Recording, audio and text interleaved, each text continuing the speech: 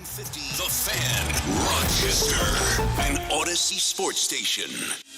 It's time to start the show and talk about the sports we saw. Inside jokes and takes from Danger and Battaglia. Bills and the Sabres and the Amherst. Who gave a microphone to these jerks? Welcome to the sports bar, that's where you are.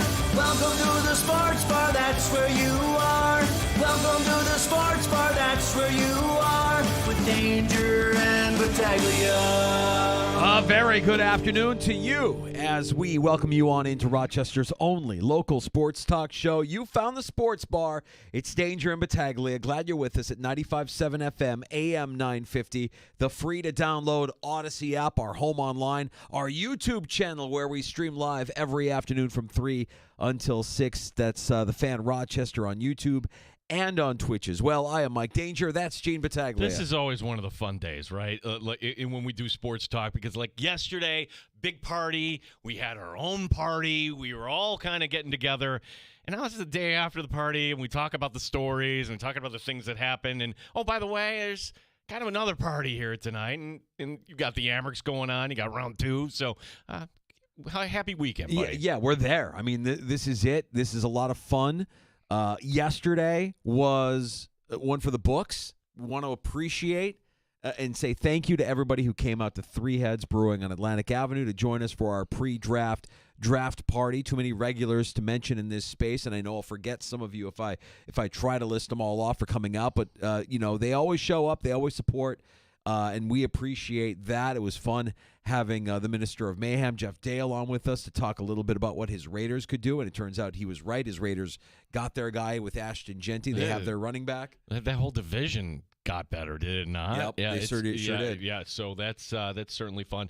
This Dandelion pulled. Now, if you weren't with us at the end of the show yesterday, this is one of the funnier moments, in my opinion, that we've had on the show, where just when you play the chimes, Mike Danger, it gets people's attention. Now, my daughter told me last night, because she heard the chimes while we were watching the draft, she's like, oh, my God, those are great. I love that. The chimes are one of those sonic things that when you hear it, it makes your ears perk up, and you need to hear what's being said immediately after you hear the draft chimes. And so yesterday, as we were closing up shop and getting ready to watch round one of the NFL draft, we were making a joke about one of our favorite targets here. We're talking about Aaron Rodgers. It's like, wouldn't it just be so Aaron Rodgers to make an announcement at some point tonight? And if you need proof to back up your point, I think going into this, it's very clear that you and I are joking, but the chimes kind of send people in the other direction. Still nothing from Aaron Rodgers. Not yet. Not yet. Not yet. But soon. If I had to guess, soon. You would want hundreds of thousands of people in Green Bay talking about him all at once, right? Maybe he makes his announcement when Green Bay is on the clock. The Packers are on the clock. Well, we have some breaking news. We have some breaking news from the NFL draft. Aaron Rodgers has decided to retire.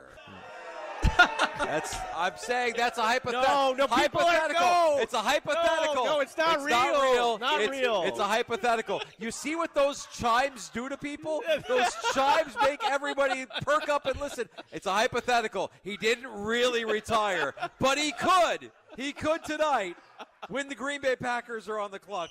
That's all I'm saying. Don't be surprised if Aaron Rodgers takes that spotlight away from the prospects at tonight's NFL That would have been draft. the funniest breaking news ever. It would have been great. It would have been great. It would have been fantastic. They're like, no.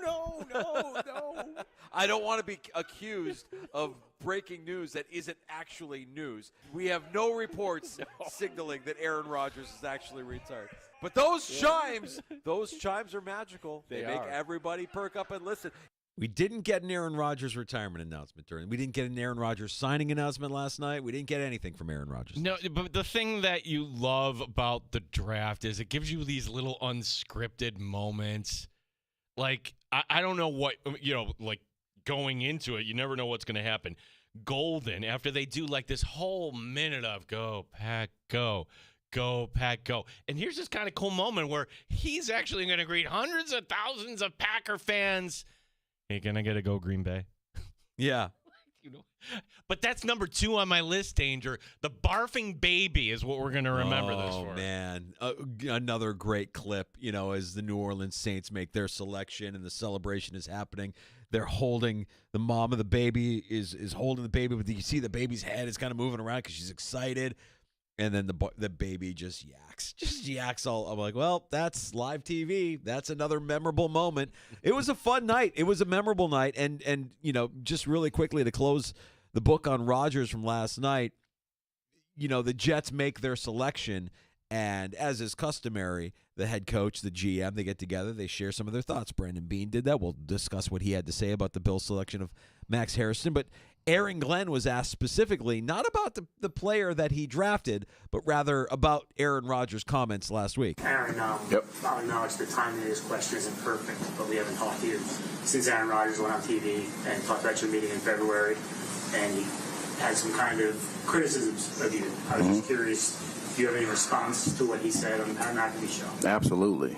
Mimbo's a really good player, and I'm so excited he's a Jet. Unreal.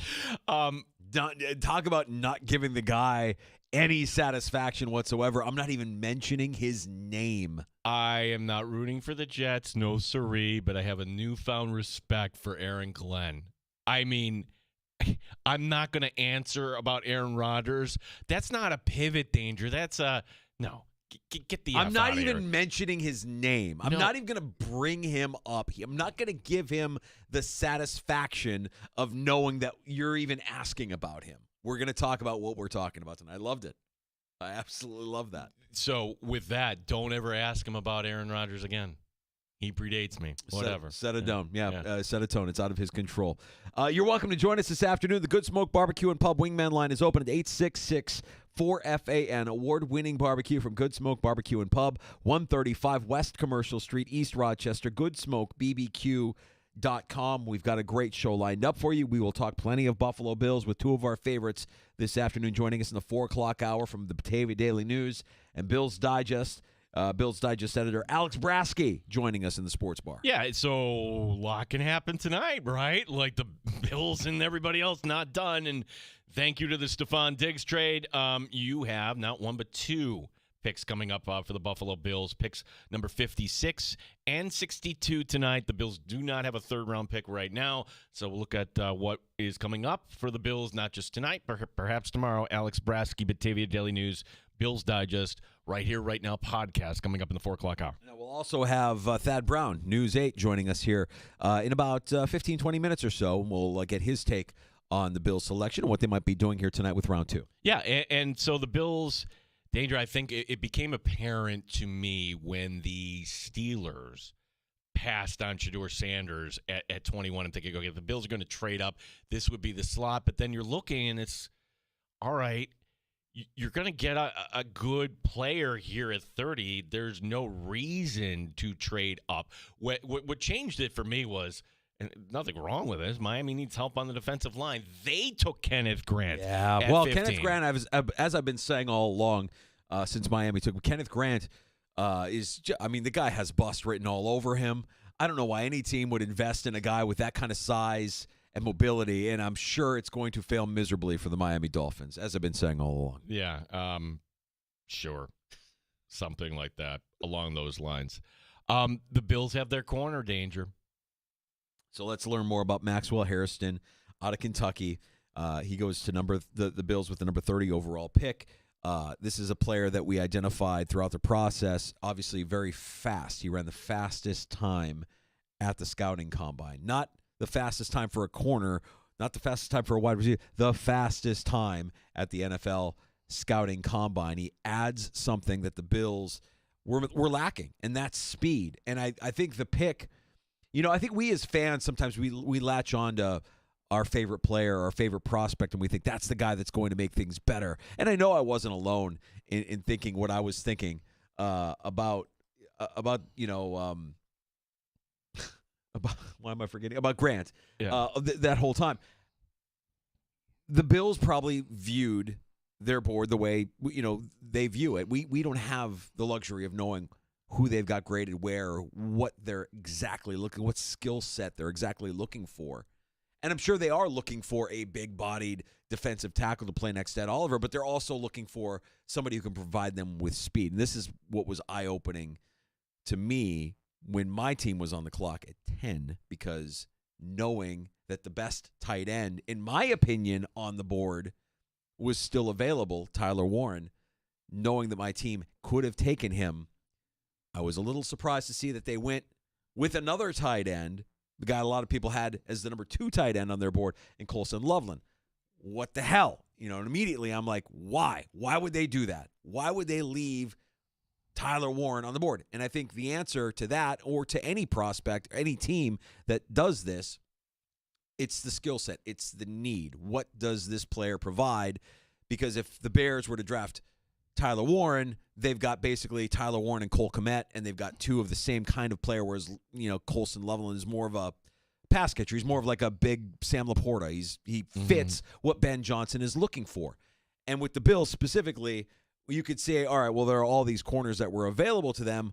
What made them go with Hairston?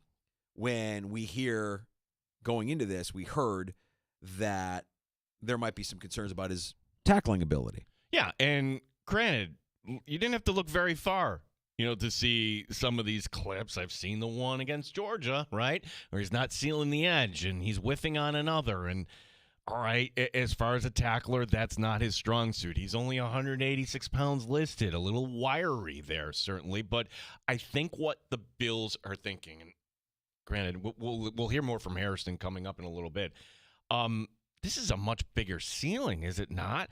I thought, okay, you're going to go corner, the pick that would have been the safe pick, and not a wrong pick, and he's going to serve somebody well. Trey Amos from Ole Miss. We talked about him. He do everything well. But Hairston is the guy that if you want to pick 6, if you want a guy that can develop into, hey, we don't want to throw in that direction, Bills have – I don't know if we want to call Christian Benford a shutdown corner, but he's pretty damn good. Now, you're going to be throwing at this wild card on the other side. I'm excited to see how this kid develops. So, you know how I feel about Thor, and when Thor Nystrom put out his Thor 500 a couple of weeks ago, I immediately went to it to see how does he have these prospects ranked and who's his comp for each prospect. And in the case of Hairston, he was cornerback 4 for Thor Nystrom, ahead of Ravel, ahead of Trey Amos. And his comp for the corner out of Kentucky was L'Jarius Sneed, who I think when L'Jarius Sneed became a free agent when he was with the Chiefs, we're like, we would take that guy. We would take that guy. Now he's gone to Tennessee, and he's doing, what corners do through this life cycle of their career, their position. But I like the pick of Hairston. I like that they added a trait that they were missing, and that is speed. When you consider who the Bills are going to be facing to get to the Super Bowl, you're going to need somebody that can match up with the Jamar Chases of the world, the Xavier Worthies of the world. So he's got that speed, and that, I think, is why Hairston makes more sense for the Bills than maybe some of the other corners that were available to them there. Well, and a guy that we have tremendous respect for and that we had on the show Monday, Chris Trapasso, CBS Sports. Danger, can I read his? And this wasn't last night. This was him at the beginning of the whole draft process. I think that's where you kind of got to point that out. He had Hairston listed as corner 4, but 17th overall. Okay. Like if you're ranking. Okay, that's pretty respectable. And Maxwell Harrison is a wiry outside corner with elite twitch and explosive athletic traits. His rare plant and drive ability makes him close to the football in an instant, making him one of the most dynamic movers in this class. Showcases serious downfield speed and glides effortlessly when carrying routes vertically. Despite his athletic gifts, he's not yet a refined route mirror and can get grabby when trying to stay attached to man coverage. Played a heavy dose of off coverage and zone in college, where his burst and his closing speed help him disrupt passing lanes and make plays on the ball. not overly physical in run support, but isn't afraid to get involved and can be respectable as a tackler when needed. Has quality ball skills and a playmaker's mentality when tackling the football for teams that value twitchy, explosive corners with the ability to play outside or in the slot. He presents a high upside option with the tools to develop into a difference maker. I go back to the end of Brandon Beane and Sean McDermott talking about how they want difference makers. Yeah. This is kind of the roll of the dice, and I don't know if it's going to happen year one or year two, for that matter, any time at all. But did we not learn from the Josh Allen experience? Like, take a shot on a guy that can actually deliver, and this seems to be a kid that might have something. Also seems to have, like, the Buffalo Bills personality, does he not? Well, there's a couple things about this. I love what you're saying, and I think, my expectation is he is your week one starter. I want him out there week one opposite Christian Benford. I like that he's from Kentucky. I like that he's got a friend on the team day one in Ray Davis, and that they've referenced that those two, know each other, and they were teammates together at the University of Kentucky. I think that sets up for Davis having more of a vocal presence and could potentially be more of a vocal leader for the Buffalo Bills beyond 2026. Knowing that he's got support and a friend in Maxwell Hairston, a former teammate of his in college.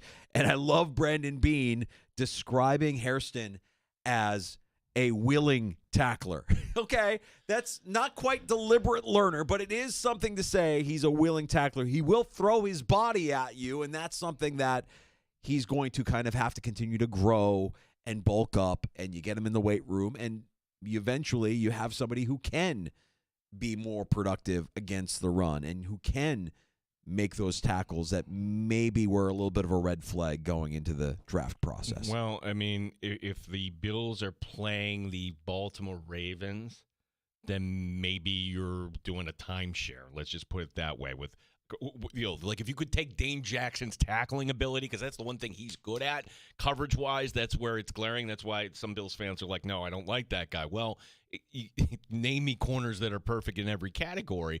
But like you said, if the Bills are in a playoff game, you're going to be facing Cincinnati.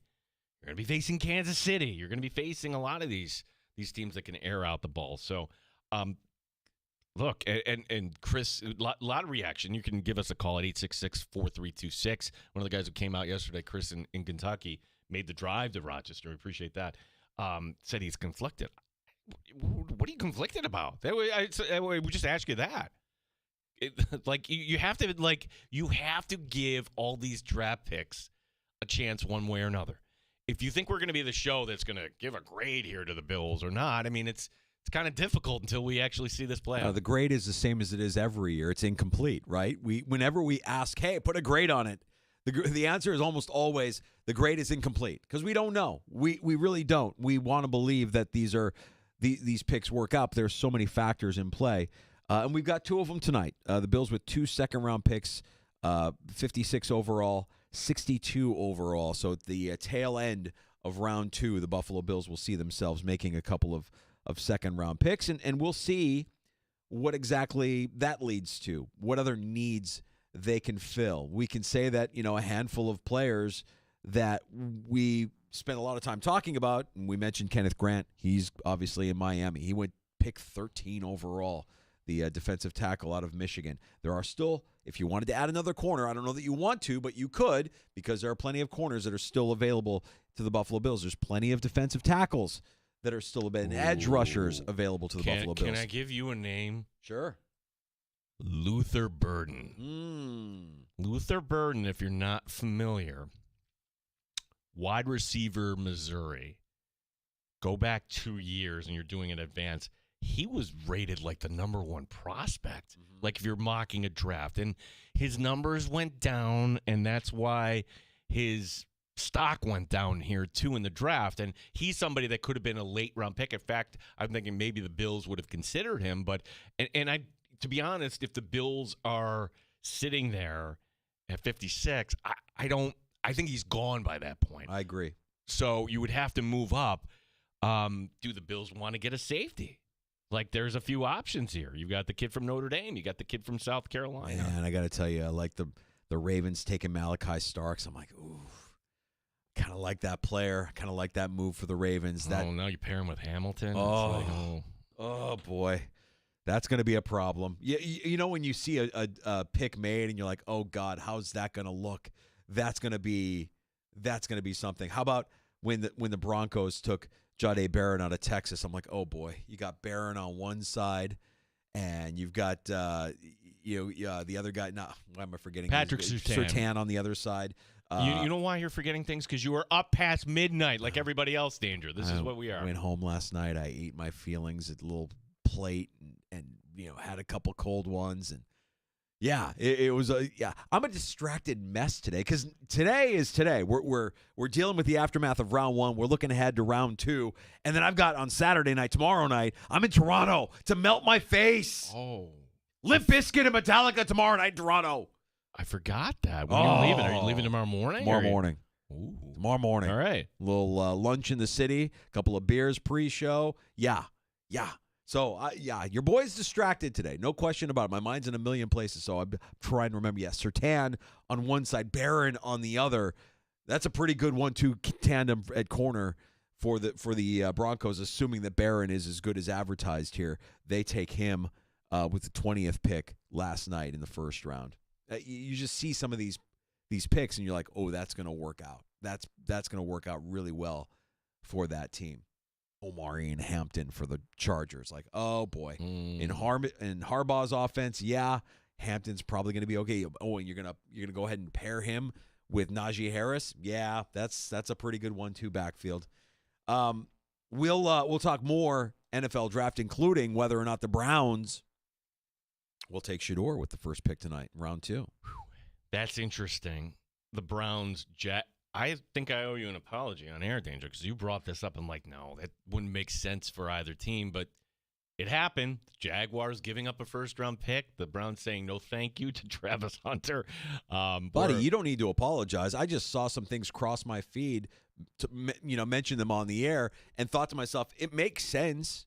When I heard it, it made sense to me. I'm like, if you're the Browns, you need to stockpile young talent. You need as many draft picks as you can get. And by the way, having more draft picks next year puts you in a better position in 2026 if you want to be flexible. Now, the Browns are a team that have that now with an extra first-round pick. The other team that did themselves a favor in 2026, if they're looking for a quarterback, the Rams did themselves a favor in acquiring a second first-round pick in 2026 by moving out of the first round last night. So worth noting, and I can't fault Jacksonville for doing what they did. They believe that this player is a difference maker on both sides of the ball, and they got a value, a 2-for-1 with a guy who can play elite corner and a stud wide receiver.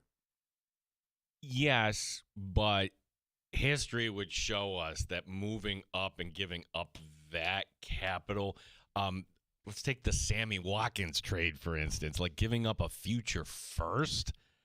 Like, okay, they are all in on Trevor Lawrence. Trevor Lawrence really regressed. And if it's another market, we're talking about this more. But to me, it's you're really banking on this new head coach being an offensive wizard. You're banking on Liam Cohen being able to make the most out of the situation that he has with a quarterback that has failed to deliver on expectation. And now you've got two really, really compelling wide receivers in Thomas and in Hunter. So they did what they thought was right. The Browns, I think, win in that situation as well. And do they go with Shedeur to start tonight at 7:00? If you thought it was going to be the Giants, forget it. It's Jackson Dart, and there's potentially an odd man out in New York as well. I know we got Thad Brown coming up, but could you? And we saw this with Arizona, and we've seen it with other teams. Take a quarterback like Shedeur. Okay, we're going to let you win the competition, wink, wink. Can you evaluate a quarterback in 1 year? Because the Browns, like you mentioned, will have the collateral to get another guy next year. So is Shedeur worth that gamble in the second round? I say yes. I say give him this year, and if he flames out or if he's too immature, whatever the concerns are, you draft somebody else next year. Why not? It's a second-rounder danger. You don't have to commit like you would a first round, right? Yeah. Well, that'll be one of the things we're watching tonight when the NFL draft gets underway. Again, round 2 just after 7 o'clock. Thad Brown, News 8 Sports, stopping by the sports bar next. We'll get his thoughts on the Bills' selection of Maxwell Hairston and what exactly they could be looking at later in the second round tonight. Thad Brown, News 8 Sports, next on The Fan.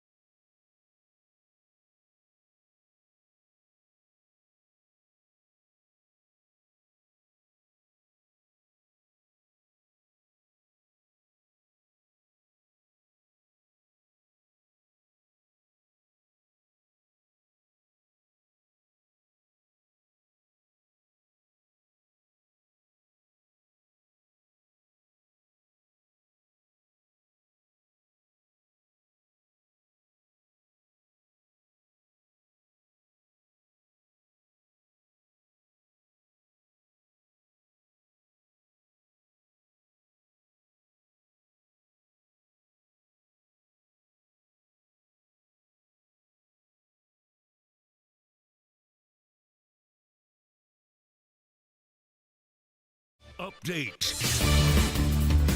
Buffalo Bills selecting in the second round tonight at picks number 56 and 62. They do not have a third-round pick. The first-round pick of the Bills, Maxwell Harrison. Man, my emotions were like uncontrollable. Like, I told myself I wasn't going to cry when I got the call, but as soon as I seen Buffalo Bills, I bursted out crying. I'm just so happy and so thankful and so blessed to be able to, continue my career in the NFL, and I'm so excited to get to work. We'll talk some Bills coming up next. Thad Brown, News 8 sports director, joining us here in the Sports Bar. The quest for the Calder Cup beginning tonight. Rochester hosting Syracuse. It's game 1 of the best of 5. Don Stevens and Andrew Mossbrooks will have your call on the Fan beginning at 7. Rochester Red Wings continuing their series tonight in Buffalo. The Yankees hosting Toronto. The Mets are in Washington. Gene Battaglia, the sports leader, 95.7 FM and AM 950, The Fan Rochester. Top Shelf Sports Talk. You're hanging out in the Sports Bar with Danger and Battaglia on the Sports Leader, 95.7 FM and AM 950, The Fan, Rochester. The Bills were actually my first formal meeting at the Combine, and I think it went great. And then I had a top 30 visit with them, and man, I was blown away. Like, I enjoyed every second of that. Every coach, my position coach, the DC, the head coach, the GM, like, man, I got along with everybody, and it just felt like home. And I'm so excited that they really made it happen. What do you bring to the table? I bring juice, I bring being a good teammate, I bring leadership, and I'm going to bring Josh Allen the ball back. There's Max Hairston, the newest Buffalo Bill, selected with the 30th pick in last night's NFL draft. We welcome in Thad Brown from News 8 Sports. Your immediate reaction to the pick, Thad. Welcome in. Hey, guys. How you doing, man? That was a good pick. Right off the bat, the Bills, if you want to, lay out their needs, I don't think anything ranked higher than finding that other corner to start opposite Christian Benford. And as much as I like Trey White and Dane Jackson, I've been general fans of both those guys over their careers and still now, you wanted someone else to be the potential long-term option. So, A, you check that box. And then, B, Brandon Beane has talked for the last few years about trying to find speed, talking about the offense and receiver. But in the secondary, too, I mean, this is not a dimension the Bills have pretty much. So right off the bat, you hit two big, open areas where the Bills have been trying to fill, at least this year, if not longer. So I like the pick. Now, look, I'm sure you guys have talked about the concerns. He's not a super run defender. He's not very big. I know Brandon Beane yesterday talked about, well, he's already put 10 pounds on. And I'll tell you what, man, when you spend a first-round pick on a guy and already you're like, yeah, I thought he was worth a high asset, but we're going to change his body composition right now, there's a concern about his size and whether he can hold up.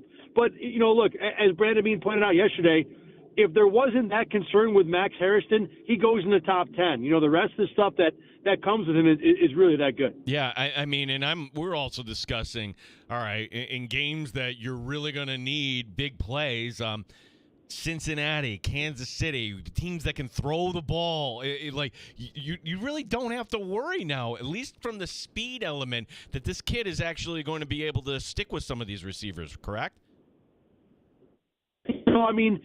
Being able to run a 40 straight ahead is a little different than covering the best of the best, but obviously having that dimension is a big, big part of it. The other part of it to me was, two things. Number one, I thought the disaster scenario for the Bills would have been coming out of this draft without one of these top corners. And if you didn't take one last night, there's a decent chance that there's a run on these guys earlier today, first half of round 2, and now you're stuck. And now by taking Harrison, you don't have to worry about that. And the other thing, too, is you think about the Bills' first-round picks the last couple of years. They, for the most part, have been bigger swings. Kyer Elam, an elite talent, maybe didn't fit, but a guy who was a measurables guy. Dalton Kincaid, a potential, huge weapon at tight end. And so far, both those picks are big swings and misses. Hairston, to me, feels more like a solid line drive, a gapper, single-double type guy, to where I don't think the swing and miss possibility is as high, but I'm not sure how often or how easily you can get a home run out of this guy. Thad Brown, News 8 Sports, joining us in the Sports Bar. It's Danger and Battaglia on the Fan Rochester. Thad, the Bills right now scheduled to have 2 picks in the second round, 56 and 62. No picks in the third round. So my question is, do you expect them to stay where they are? Can we see some movement out of Brandon Beane here to maybe move up in the second round or maybe find himself in the third round at some point? I think today is very much the wheelhouse for a Bills trade. And as much as it could have happened last night, and there are arguments for it, this draft is generally seen as pretty deep, rounds 2 and 3. So if the Bills, say today in round 2, want to move up to grab, an edge rusher, maybe a guy like Mike Green, who I still think has, pretty high upside. If he starts to fall a little further, Donovan Ezerako is another edge rusher that kind of fits the Bills mold. With these linemen that are going to be available today, in large part, it's going to be about what's your flavor, what works for you. And if the Bills feel like there's a guy that they want to go up and make sure they get, or if someone's slipping, I can see a round 2 trade. But even round 3, too, you want to get back into that sweet spot area, go up from pick 109 to the 90s, the 80s, because with all the 5th and 6th round ammunition the Bills have, you can take any 2 of those 5th and 6th round picks and bounce from 109 into, a 95, 90 area.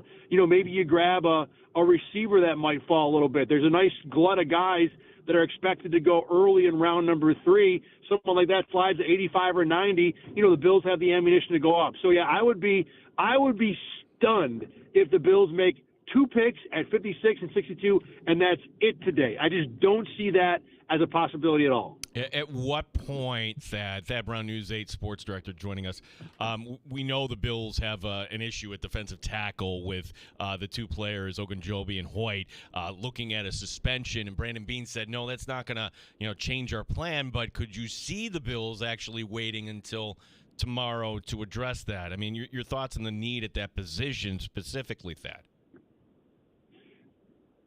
So I don't know if the need is ridiculously great because of the suspensions.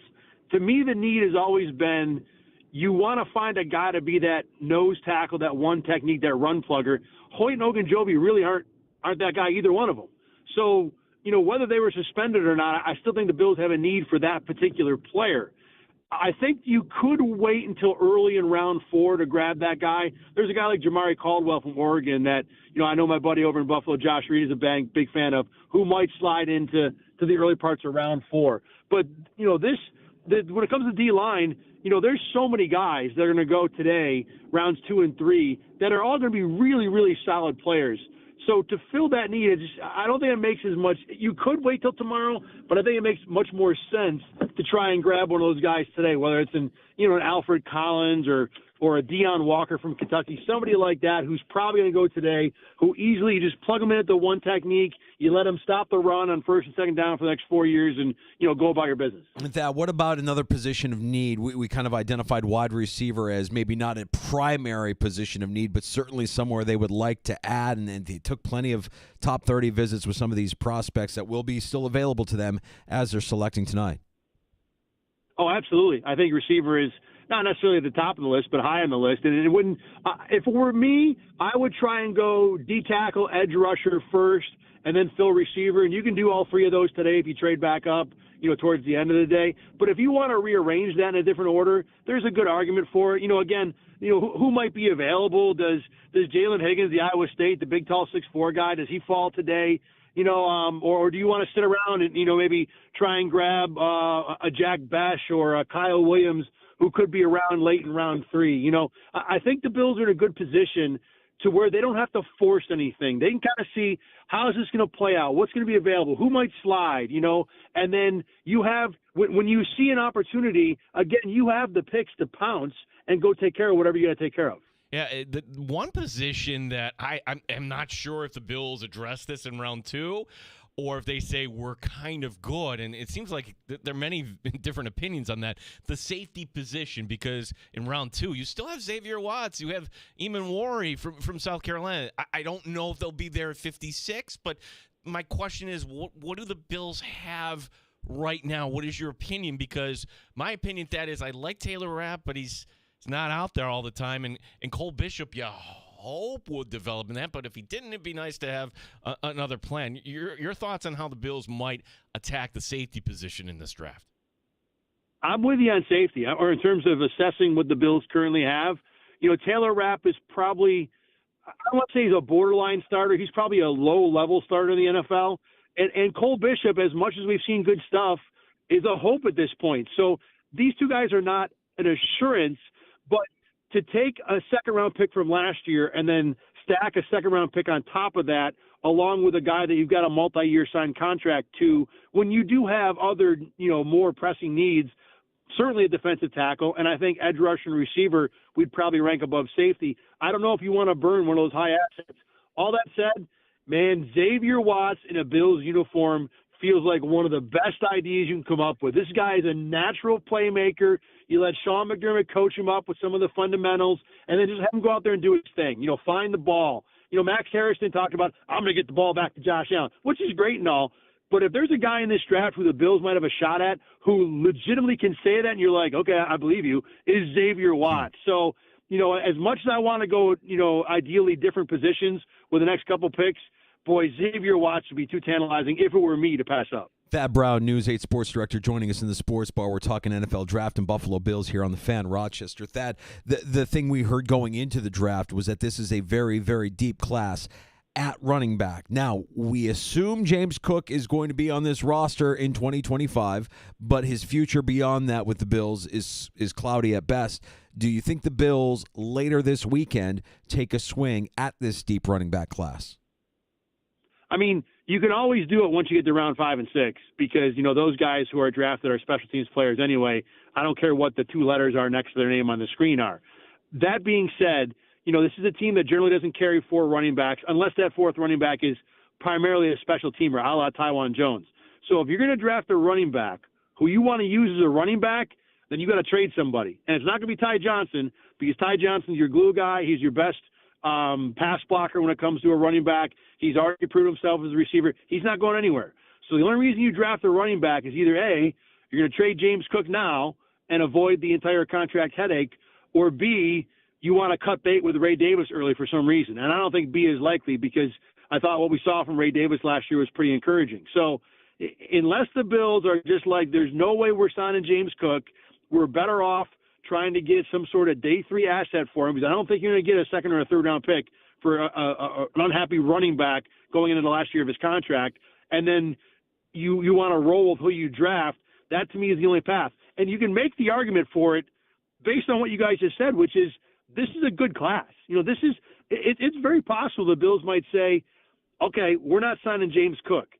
Then the question becomes, do we want to draft the running back now or next year? And most likely, the running backs available now are going to be better than next year. I don't know anything about the 2026 running back class, but I know this class is good. So there's a path for it, but I would be pretty surprised. Yeah, Thad, we haven't talked about James Cook and how this would look if it was, all right, this is going to be the last dance, and maybe this is a scenario like James, we're going to let you earn the right to go into free agency here. We won't tag you. That could be a likely outcome. But my question is this, like last year, it worked, the 3 of them. They had a different kind of skill set. You had the 3. I question why Cook wasn't out there the final drive, but I understand why. But would it work if James Cook is, concerned, or would he be concerned about compiling stats? Your thoughts on how that, a 1-year fix there, if you will, if James Cook is going to be, the last dance here? Oh, you're trying to say, like, if it's obvious to James Cook that this is a contract year, how does he react? Is that kind of what you're asking? Yeah, I mean, would James Cook be okay ceding touches like he did last year to Ray Davis and Ty Johnson? Would he be kind of a good teammate and not complain about that? I think he probably would, but would he? I think he would be less happy. I don't know how you wouldn't be. If you don't have a long-term contract. And the thing about this for a running back, because people on social media have been like, oh, look, Greg Rousseau and Christian Benford and Terrell Bernard didn't complain. They got their contract. Well, it's easier for them because they can take at or below market deals, and they're still making $80 million. An at or below market deal for James Cook is like half of that, and all of those guys have a decent chance to have a second bite of the apple. This might be James Cook's only opportunity to sign a big contract. So I don't necessarily blame him for wanting to push and really play the contract game. And if the Bills are going to go into the season without a deal and with Cook, really kind of feeling like he's in a contract year, I think there will be some friction. Now, will it be a thing that, like, ruins the offense and causes the problems and he's complaining every week? I don't think so, because it's not how guys on his team are built. That's not how the locker room is built, all that stuff.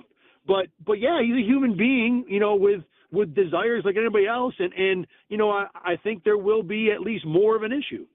Thad, I wanted to get your take on just what else we saw last night and heading into tonight, specifically the Browns, who I think are interesting, trading out of 2, giving up on Travis Hunter to the Jags, acquiring another first-round pick in 2026, but on the clock tonight where Shedeur Sanders still waits. By the way, you started asking that question. My immediate thought was, they better not bring up another team, because the only team I want to talk about is the Browns and what happened at the top of that draft last night. And let me tell you, like, for the next 365 days, I feel terrible for Browns fans, because you all are going to have to eat the fact that you passed on a guy who a lot of people think isn't just the best player in this draft in Travis Hunter, but maybe in like the next 10 drafts, with all that he can do both sides of the ball.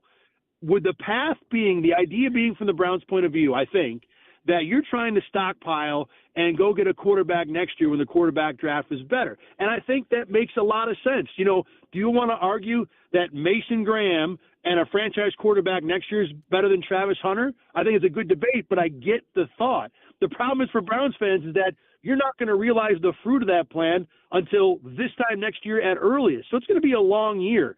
But I think, you go back to Shedeur Sanders, there's no way the Browns are taking him. Not in round 2 at least. Maybe if he falls to like pick 9 or something. No, there's no way, because you've set yourself up to draft a quarterback next year. Why are you going to, interrupt that or change path with Sanders unless you really love him? And if you really love him, why didn't you take him at pick 5? Why did you let him? Because the Steelers could have taken him last night. 17 teams could have traded up in the end of round 1 to take him last night. You're not trading out a 5. You're not taking a defensive tackle at 5 if you really love that quarterback. And if you really love that quarterback, you ain't taking him today. It's so interesting. So where do you think Sanders goes? And if it's not the Browns with the first pick in the second round, I mean, you have the Saints sitting there at pick 40, but I would put the Saints in the same boat as the Browns, in that if you're the Saints, you have no benefit of winning this year. You don't have a quarterback. You drafted an offensive lineman, which will help you in the future. And next year, the prize at the end of the rainbow is a homecoming with Arch Manning going back to the Big Easy. The Raiders are a team I'm looking at still. And then after that, if it's not the Raiders, I think Sanders is going to go to a team that just is going to take him as like, wow, this guy is so high on our board, how can we possibly not draft him here? And it won't matter who the quarterback is on that team for the most part. There are some like middling starters like Seattle won't, because you got Sam Darnold there, and if you put Sanders on that team, does that become a headache? Maybe they will. But I think he's going to go to a team that just sees him as a depreciating asset that you're going to say, look, we feel ridiculous not taking him here, and we're going to pick him. And it won't be a team that's like, this is our guy, this is our future, we're going to build around him. This is someone that's going to put him on the roster and be like, hey, if he develops, great, we'll make him an elite backup, or we'll trade him, or maybe he does, somehow if he absolutely hits, surprises us and replaces the guy we currently plan on starting. But I don't think there's a team that's going to draft him the way the Giants took Jackson Dart, like this is our future, or the way obviously the Titans took Cam Ward. I think, those opportunities outside of the Raiders are gone. I will say, I wouldn't be stunned if the Jets grabbed them, because they're a team that doesn't really have a quarterback that you can say is a long-term option. They're like, yeah, maybe we're going to give Justin Fields a shot and see. So it wouldn't stun me if they grabbed him. But, again, I'm going to stick with what I said before. I think it's going to be some random team that is just like, he's too good to pass up here. Thad, last one for me, and it'd be remiss if I didn't ask you about a big story going on here in town. The Amherst. It's game 1 tonight. Thad, I don't like the best of 5 just by the nature of hockey. You get a bounce here, a bounce there, and all of a sudden, you're in trouble. But with that being said, what's a realistic expectation? Because this roster is, in my opinion, loaded. Oh, yeah. The realistic expectation is another long battle with Hershey in the conference final. That's 100% realistic, And I know the Amherst are not a first-place team, and I know they've got Laval is going to be a pain in the neck. And, Syracuse is going to be a pain in the neck because they've been a pain in the neck the last 2 years. And I wouldn't be stunned at all if we're talking about a Game 5 in 2 weeks, back in Rochester in this series. And it's the same discussion with the Amherst we've had forever. The roster is ridiculously talented. Devin Levi is awesome. Yuri Kulik doesn't belong in this league. There's 2 or 3 other scorers that are just Roseanne's awesome. Otslin's great. That, guys that can carry offenses by themselves. But it's going to come down to, can the Amherst bunch of 25-year-olds handle, the 28 and 30-year-olds they're going to face in the playoffs, not only in this series, but certainly further down the road. They're capable of it. I mean, we saw enough in each of the last two playoff runs, even the one last year that only went one series, to show you this is a team that can get in the playoffs. And a lot of these guys, a lot of those names I just mentioned, they're not like in their eighth playoff game or their first playoff run. These are guys that have done this a couple years in a row. So I'm really excited about this. I would not be stunned if we're talking about Amerks hockey in June this year. And look, Hershey is Hershey. They're the Kansas City Chiefs of the AHL, and that even feels like an understatement for them. So, look, there might be a stopper for the Amerks just because of the way these teams are built in the conference final. But getting to that final and winning a couple games and making it a legit series isn't just a hope or a goal. That, to me, is 100%, like you said, realistic. Thad, what are you working on as far as coverage tonight at News 8 that we can check out? Oh, Rachel Leibert's going to be live from Blue Cross Arena in like 15 minutes for the first of our 3 or 4 reports this afternoon. I'll have analysis on RochesterFirst.com, all my social media. I'm Thad Brown 7 on everything, talking about whoever the Bills pick today. Plus, we'll have a recap of the Amerks game tonight at 11. So it is not your run-of-the-mill Friday in Rochester. It's going to be a busy day. Yeah, hopefully it's going to be a busy spring here, too. Thad, appreciate the time on a busy day. Thanks so much. Good talking, guys. You got it. There's Thad Brown, News 8 sports director, good with his time, joining us here, getting his thoughts on the NFL draft. The Buffalo Bills with 2 picks right now in the second round. And as we're sitting here talking about Shedeur and where he may or may not end up, to hear Thad say, I don't see the Browns taking Shedeur Sanders. Wow. That's bold. And now I'm looking at round 2, and I'm looking at how it all shakes out. Yeah, can we explore that? Because why wouldn't you take Shedeur Sanders if you don't have a quarterback? Because do we believe you have to give a quarterback more than 1 year? Is 1 year enough? Are 17 games enough to decide, okay, this is our guy? The Browns can't possibly go into the season saying, no, we're good with Kenny Pickett and Joe Flacco, right? Right. Or they're like, oh, okay, can you imagine if they took Milroe in the third round? Like, for that matter, the hell are the Steelers doing? Yes, you got to tackle. That's like to me, Sanders is screaming. And if the Browns are like, no, Shadeur's not our guy, wouldn't there be a team that wants to trade up to 33? I think there's a team in the second round that if he falls to them at this position, they're the team that Thad is describing, the team that looks in and says, too good to pass up. I have a team in mind, too. Okay. Let's think about this. We haven't talked about this. We'll come back. I'm going to guarantee that it's going to be the same, though. It might be, but we'll talk about it. We have Thad threw out a couple of teams. We threw out a couple of teams that are on the board tonight. We'll dissect all of that. We'll try to dissect where we believe Shedeur Sanders could actually land if he is indeed selected tonight in the second round of the NFL draft. We also have time for your calls at 866-4FAN, 866-4326, and Alex Brasky of Bills Digest stopping by next hour as well. You're listening to the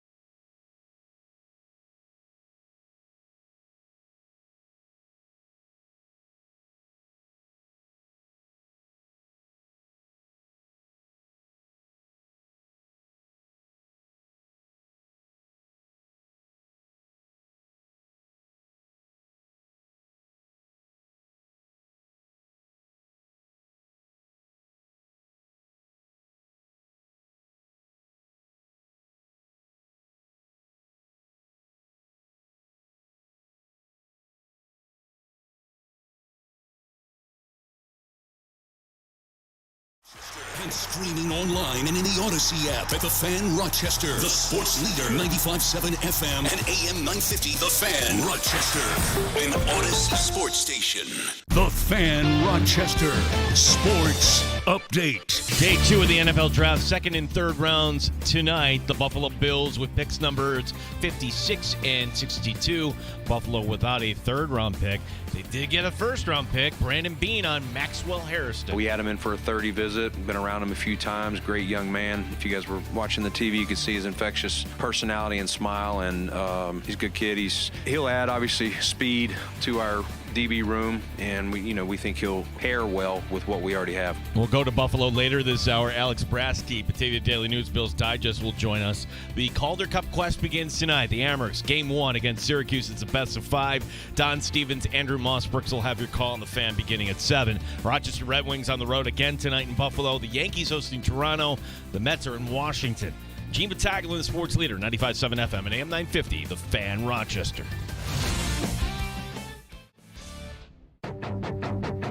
The Sports Bar with Danger and Battaglia. With the 30th pick in the 2025 NFL Draft, the Buffalo Bills select Maxwell Harrison. Let's go! The Bills pick a speedster at quarterback, and he's coming to Buffalo, the newest member of the Buffalo Bills. He's a guy that will challenge. He can press, he can bump, he can play off and play more physical, but he has that elite speed, and he has the ball skills to compete. He had the fastest 40 time at the Combine at 4.28. It's the fastest time ever for a Bills cornerback. He essentially had 6 career interceptions in 20 starts. And he's got the obviously coverage skills, ball skills that you look for in a corner. No, that's just how I am. I'm a very happy and energetic person. Nickname is Mad Max. We're calling him Mad Max. The headline for Mad Max, we review round 1 and preview rounds 2 and 3 tonight. The Buffalo Bills select Mike Danger, Gene Battaglia, 95.7 FM and AM 950, The Fan, Rochester. All right, you mentioned in your update, Alex Brasky, Batavia Daily News, Bills Digest. He'll be stopping by, joining us from Buffalo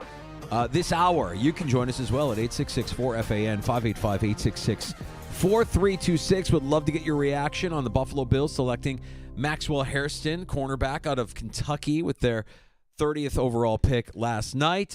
2 second-round picks tonight. Where do you think the Bills go there?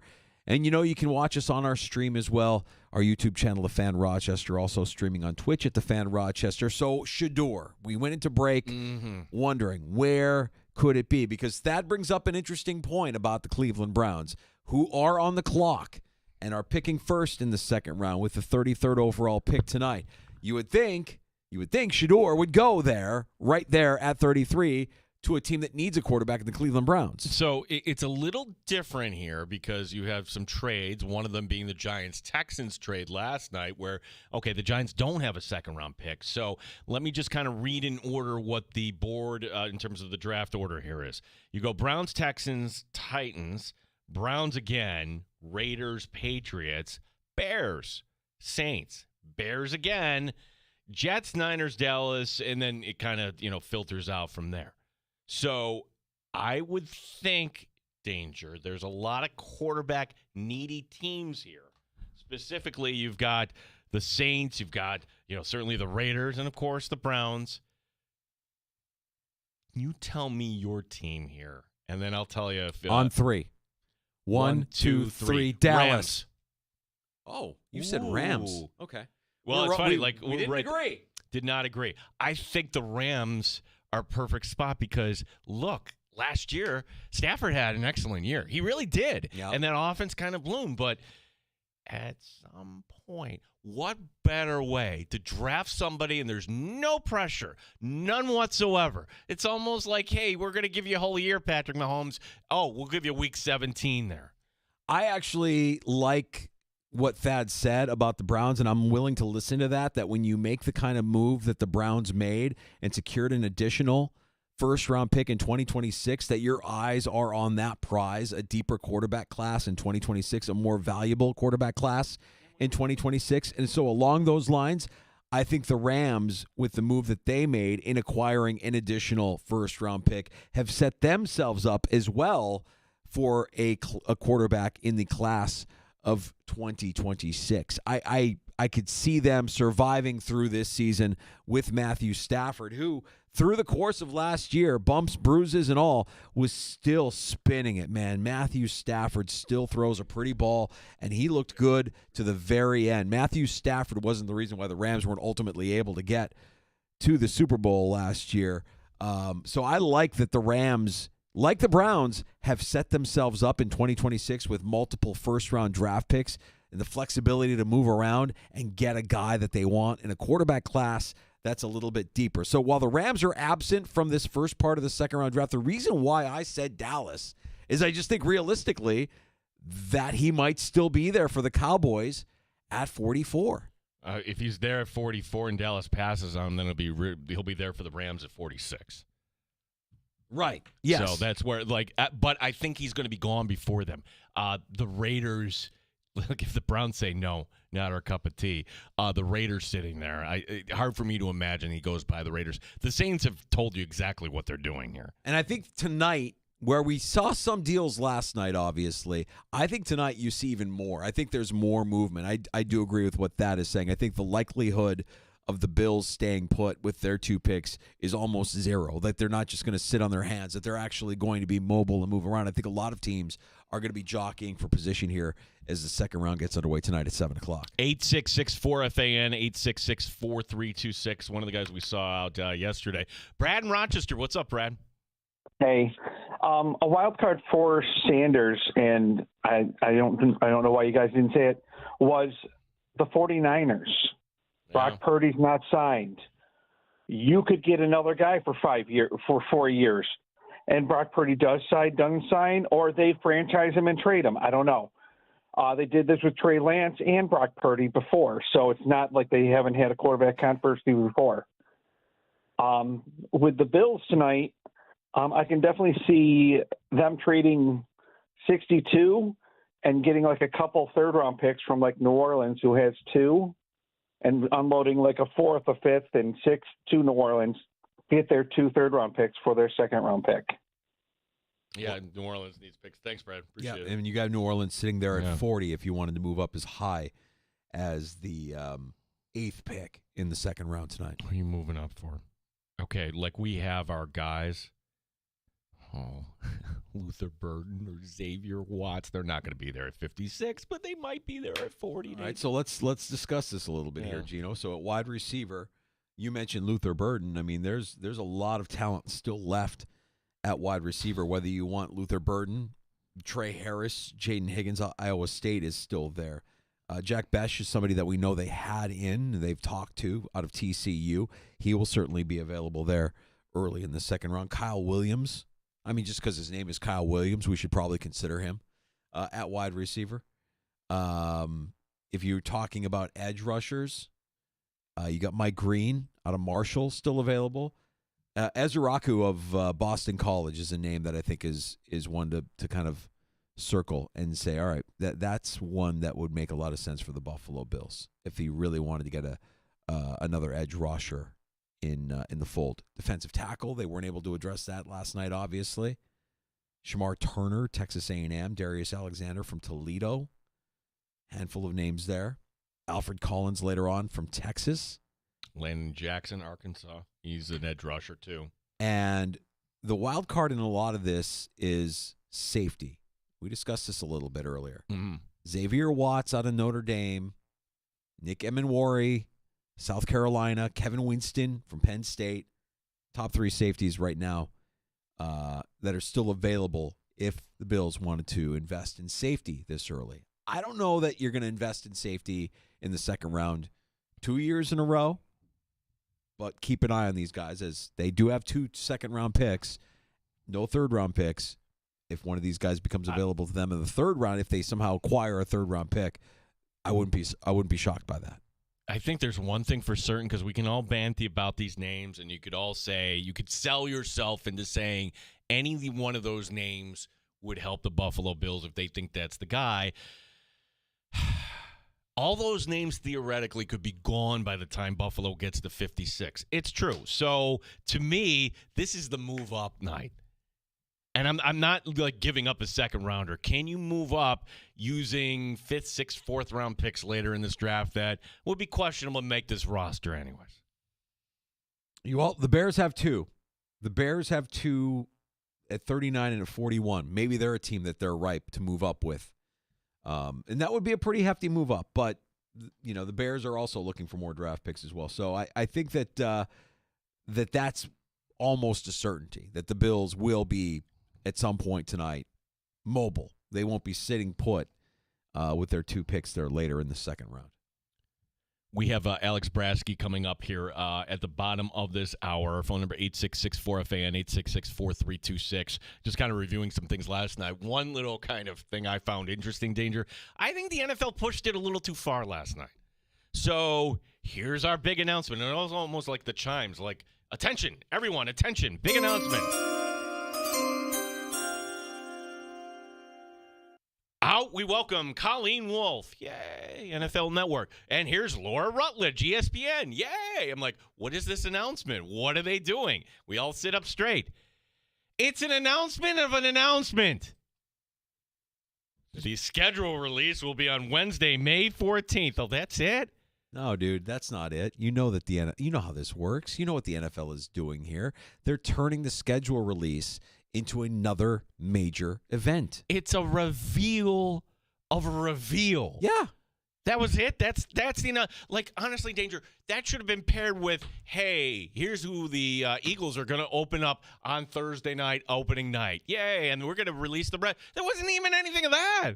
This is all sort of manufactured. Look, it used to be all this work, but AI takes care of the schedule. Stop it. You could do this now. We're 19 days away from the schedule. And you know what? NFL, you got us.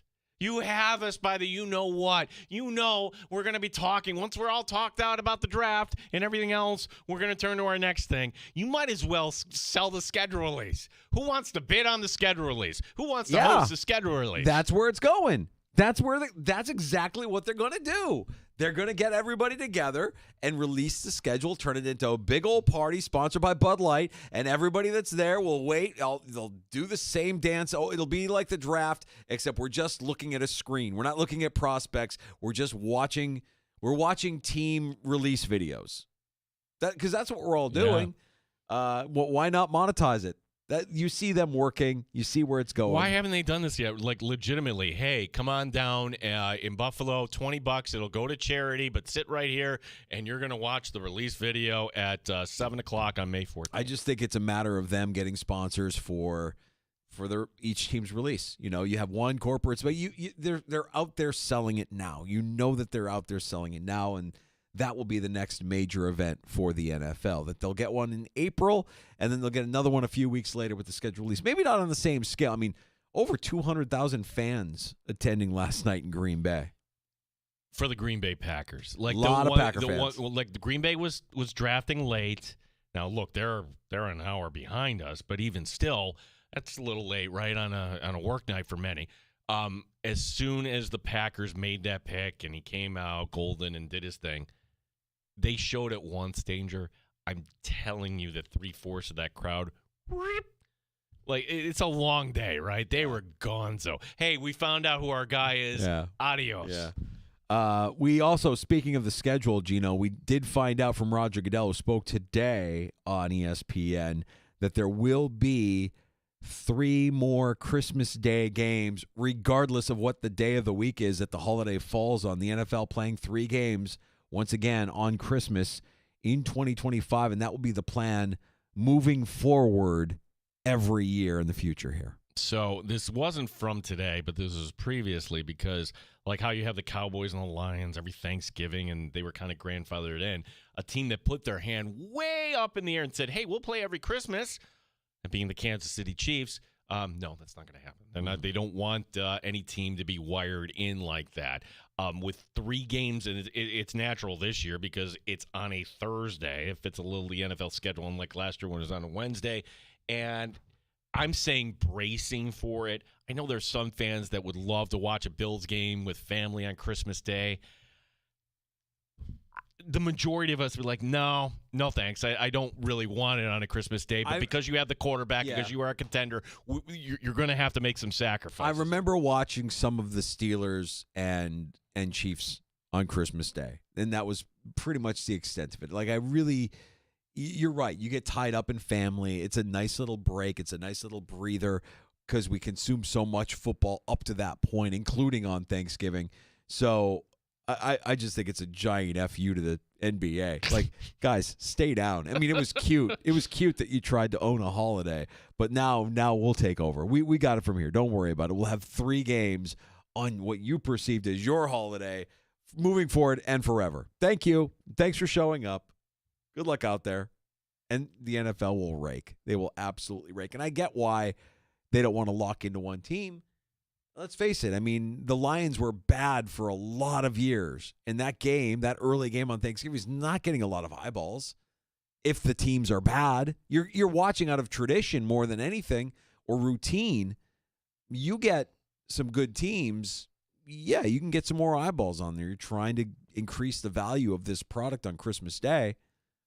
Give us some good matchups. And they gave us good matchups last year. Yeah, Netflix is not paying for the Jaguars and Titans. Right. That's not going to – that was always like the Thursday night or Sunday night staple, right? Didn't they used to do that, though, with Thursday night games where they had to revolve they had to get a rotation going from every conference or every division rivalry? Like, every team – got at least one primetime game. That's right. Like, that's the way it used to be. In some of those matchups, they buried them to Thursday night. The matchups are so terrible. And you remember what their solution was? Aha! Color rush. We're going to make wild uniforms, and then people will tune in. And like, no, that's all well and good, but what we really want is good football. And on Christmas Day, what the NFL really wants, year-over-year growth, Danger. That's where it's going to be. And if you had the Chiefs and Steelers last year, the other game being the Ravens and Texans, and mind you, I was the same. The Chiefs were on, and I had it on a little bit. Watched none. 0 of the second game. You're going to want a team like Buffalo. I have no inside knowledge of that, but I'm just going to kind of guess that whether it's one of the games on Thanksgiving or perhaps one of the games on Christmas that you're going to get the Bills on a holiday. Yeah, sorry, folks. This is the price to pay when your team is good and you have the best quarterback in the game. You have the MVP, and you have a lot of eyeballs on your team, and you have a lot of people pulling for you. You're going to end up at primetime games and on holidays. Everybody, big announcement. The announcement coming on May 14th. Yeah. Wow. An announcement of an announcement. But this is how the NFL does it. And by the way, they got us. They got us. We're going to be paying attention on May 14th, obviously. But I love the reaction. Like, you have, 200,000 people. This is the announcement. Oh. Great. Thank you. We're going to make an announcement. Oh, I know we got Alex Krabrasky coming up. I was marveling at the fake Jaguar fans, the fake Falcon fans. I know how you can tell now. Just look at the gear.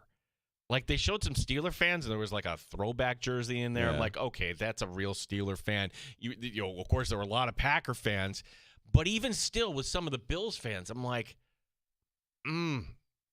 that's just that feels gear, like a plant. Yeah, if the gear is fresh and new, like, here are our Jaguar fans. Like, no, you're not Jaguar fans. Yeah, the face painting is the one that I can't get past. Like, okay, if you've painted your face for the NFL draft, someone is paying you. I don't know that you're painting your face for your team at the NFL draft or the gaudy 3D printed medallion or whatever it is, right? Like, it's just over the top and over enthusiastic. I just think it's a made for TV event, and these guys are part of the production crew. They're getting a little money for showing up, and when the camera's on, you know what to do. Act a fool. Just go crazy. Just go nuts. When the red light is on, go nuts. Okay, Danger. Would you? Everybody has a price. I know, like, I'm not asking you to become like a Viking fan or anything like that, but we need some Dolphins. We fans from 9. Like, what would be your price? My price? Yeah. To go to the draft and dress up as a fan. Be an extra.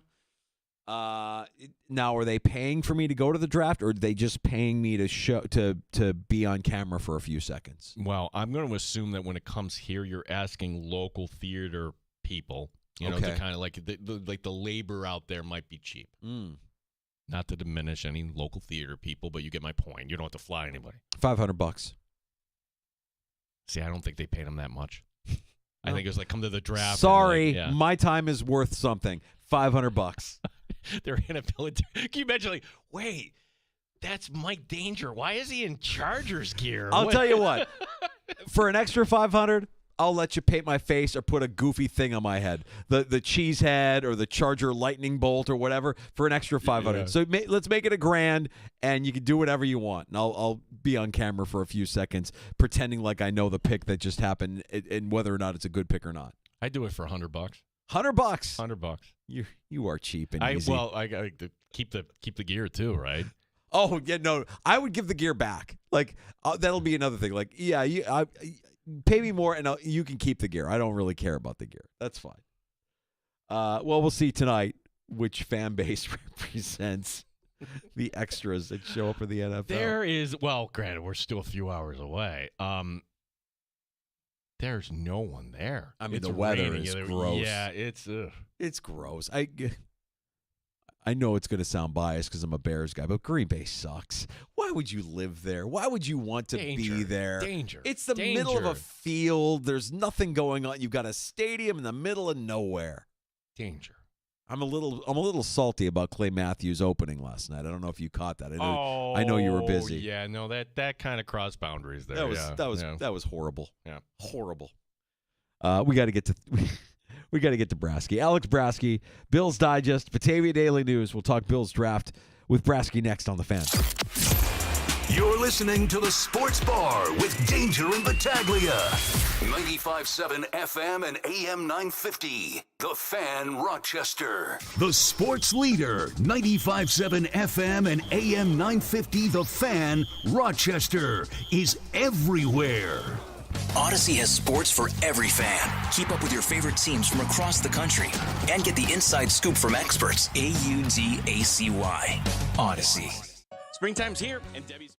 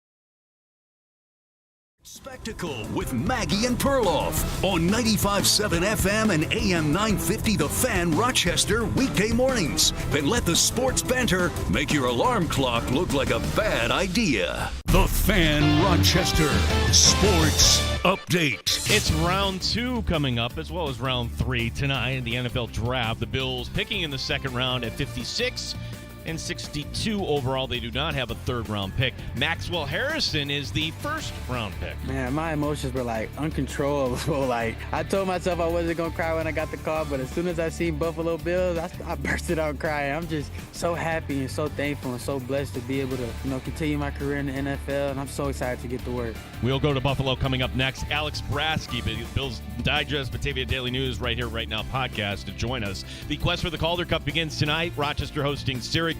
Game 1 of the best of 5. Our coverage to begin at 7 o'clock.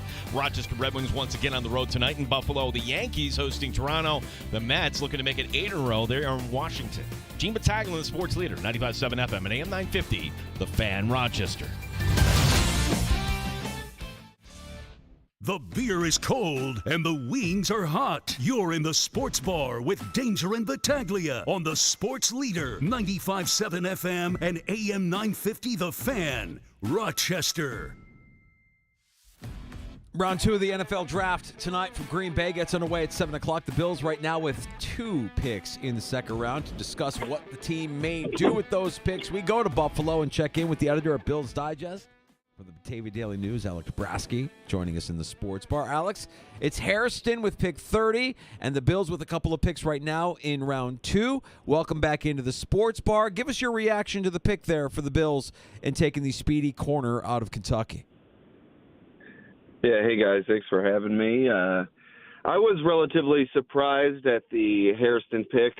He wasn't one of the cornerbacks that I was targeting in my mind for the Bills, but this is a traits guy, and during my conversations with CBS Sports' Chris Trapasso on Right Here, Right Now, leading into the draft, he mentioned how when in doubt, draft traits, and when you're at the back half of the first round, you're not often going to find the top-level talent that you're hoping to get out of the draft. You typically, as a team, have about 10 to 15 to 20 first-round grades. I think there was less this year than there are typically. So the Bills drafted traits in Hairston. He's a extremely fast guy, the fastest man at the NFL Combine, a 4.28 40-yard dash. He does have a bit longer arms. He's not the most sizable player. He's about 5'11", and I think when it comes to making up for his size, those long arms will help him in that regard. So we had Brandon Beane talking well after midnight, and Alex, I'm sure you're a little groggy. We're all a little groggy here, but like you said, we didn't expect this to be the pick, but when you listen back to what the GM, what others are saying, this does kind of make sense to you. Yeah. Can you repeat that last part? Sorry, I just pulled into the stadium. It's always a bit tenuous here with the connection. I lost the back part of that question. Yeah, no problem. Just kind of like for those of us that were not up past midnight or haven't heard Brandon Beane talk about it, the idea about Hairston, it makes sense. And, I'll just kind of tack on there, like, is this somebody that you would expect to start week 1 for Buffalo?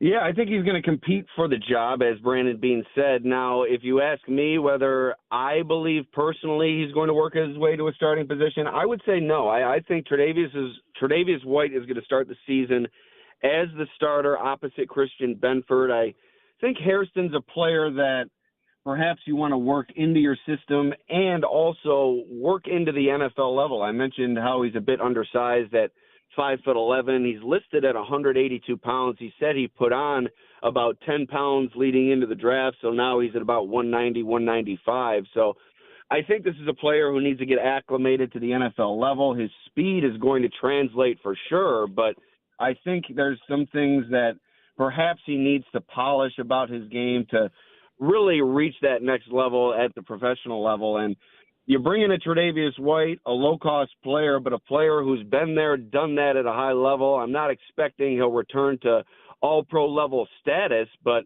I think the Bills do have some hope that he can reclaim some of that vaunted status and help this team on the field this year. So if you ask me what I'm expecting, I expect Tre'Davious White to start the beginning of the year, and then Hairston perhaps to work his way into that starting role as the season progresses. That's kind of what they always envisioned with Kyer Elam as his career in Buffalo progressed, but he was never really able to take the bull by the horns. If Hairston's able to do so, I think he can supplant White for that job and potentially prove me wrong and maybe get out there week one. But I think if you ask me right now, it's a full-out competition in training camp as being alluded to, and then we see White start opposite Benford week one. But I've been wrong before, and I will be wrong again. One more about Bean last night. Did we get any clarity on whether or not the Bills tried to move up or move out of that pick at all from last night? Yeah, he said he had opportunities to do both, but obviously nothing that struck his fancy, nothing that really moved the needle for the Bills. I know with their needs on the defensive side of the ball also, you really wanted to come away with a player you were comfortable with, and they visited with Harrison at the Combine. They brought him in for a visit here in Buffalo, and he seems like their kind of player. He's really upbeat, an infectious personality. You look at his smile, and that's pretty infectious as well. And you just hear him speak via Zoom, and we're going to hear him talk here in Orchard Park pretty soon. Like I said, I think he fits the Bills' culture. He gives the Bills something that they didn't necessarily have before his arrival, and that top-level speed in the secondary. And when you're going up against some of these top teams in the AFC, namely the Kansas City Chiefs, you're going to have to contend with Xavier Worthy, and you saw Worthy burn the Bills down the field once or twice this past season, and I think having Hairston in tow gives you an added element to your secondary, and Bean put it very, very well, as he typically does, that recovery speed with Hairston. He's not always going to body an opposing receiver at the line of scrimmage and really keep up with him that way in terms of his coverage, but his speed allows him to close the gap if he is beaten. And one of the examples that Bean mentioned was that pass that he broke up against Isaiah Bond, the Texas wide receiver this past season, that kind of spread on social media. So I think he offers a lot that the Bills didn't have, and I think this is a player that perhaps not the number one defensive back on their board. I think this is a player the Bills are comfortable with. Alex Brasky is ready for the meet there. Maxwell Harrison will be meeting the media coming up at 5 o'clock. We have a big night, though. Like, this is the Bills with 2 second-round picks. And here's my question, because, gosh, there's a lot of guys out there that I think we would all be like, okay, that makes sense, whether it's a Mike Green or a Xavier Watts or Luther Burden. But I don't know they're going to be there at 56, much less 62. Alex, can we expect a trade up by the Buffalo Bills here tonight in round 2? Yeah, I posted it on my X account earlier today. I think they should definitely consider it. I think there's a lot of players that we've heard rumored to be on their draft board leading into this weekend. Will Johnson, he has the knee issue. I think that's obviously become an issue for teams with him falling out of the first round, the Michigan cornerback. But perhaps you take a chance on him and you double up at cornerback, similar to how they did with Kyer Elam and Christian Benford a few years ago, albeit you'd be doubling up rounds 1 and 2 a little bit earlier than you did with Elam and Benford. But you also have a Donovan Ezeraku, a talented edge defender. I think that is perhaps the position that I'm most intrigued by for the Bills at number 56, the edge role. They didn't get the defensive tackle that I think they were looking for. I think they were targeting perhaps a Derek Harmon, a Kenneth Grant, perhaps even a Tylik Williams out of Ohio State. And really all the top-level talents at that position went before them in the first round. So I think they pivoted to cornerback, and now perhaps a trade up for one of these edge defenders. You mentioned Mike Green. I think there's perhaps some off-field issues with him. I'm not as well-versed on him as a prospect, but I believe there's some off-field concerns with him. As Iraku, some character concerns as well. But the production for those two really speaks for itself. I think they were 1 and 2 in the FBS in terms of sack production this past year. So a lot of intriguing prospects up there. Nick Amon-Wari as well, the safety. Perhaps the Bills missed out on Malachi Starks like some people were mocking. So a lot of prospects that I think, like you're saying, are going to go early here in the second round, earlier than where the Bills are. So whether it be a move up 10 spots, whether it be a move up 2 spots, whether it be a move up 15 spots, I think the Bills should be looking to advance their position. It's not going to cost as much for a move up in the second round as it would the first. Alex, let's dive a little bit deeper in that wild card position as safety. I guess my first question would be, where are you at with the group right now that they have ready to go? What kind of a need actually is this, and could they invest as early as in the second round, making it 2 years in a row that they invest a second-round pick in safety? Yeah, I wouldn't put it past them. Taylor, they don't have a lot of money invested into that position, or term for that matter. Taylor Rapp's contract, I believe, set to expire over the course of the next 2 seasons. He's making under $3 million per year in terms of his cap number. I believe similar to what really second-team safeties are making in the NFL, or really second-tier safeties, I should say. But yeah, I don't think they have a lot committed to that position, so I think the possibility is there. And like I mentioned with Amenwori, he's got the traits as well. He's really a freak player for South Carolina. 6'3", 220 at the safety position, and we know how the Bills love them some safeties, and rightfully so. You look back at Micah Hyde and Jordan Poyer and how they locked down the back end for the team during their tenure. That really helped this defense vault itself to one of the top units in the league. But if you look at the unit right now, Taylor Rapp, I think, is locked in as their best safety, but at the same time, I don't think his long-term future is set in stone. And then in the same vein, you look at Cole Bishop, I'm not so sure the team is sold on him quite yet. He's really struggled in coverage last year, and although he showed impressive ability in run support, as a Bills safety, you have to be able to cover. You have to be able to come up with, at the very least, big plays in the secondary, as we saw from Jordan Poyer throughout his tenure on the team. So I'm not so sure they're sold on Cole Bishop, and DeMar Hamlin probably better suited as a backup player within this system. So, yeah, I wouldn't put safety past him. It wasn't something I was looking for in the first round until Malachi Stark started being knocked to them over the course of this early week. But Nick Amenwori, certainly a player that I'm intrigued by, but I think it would take a trade up there. Yeah, we're talking to Alex Prasky as the Bills tonight. 2 selections in the second round coming up. And I know Brandon, I guess part one of this question, when Brandon Beane said, hey, the upcoming suspensions here of our 2 veterans, it's not going to change our draft plan. I mean, do we fully believe that? I mean, it was a need regardless here. And one of the clues, and Maxwell Harrison was a top 30 visit, you have guys that came in that could be there at 56. Maybe not guys we're talking about openly, but Omar Norman Lott, he's from Tennessee. You also have another defensive tackle in Ty Robinson. TJ Sanders from South Carolina, many predicting as a late second round pick. Deion Walker, maybe not till round 4 perhaps. But your thoughts there on the defensive tackle position and how they go about this there, Alex?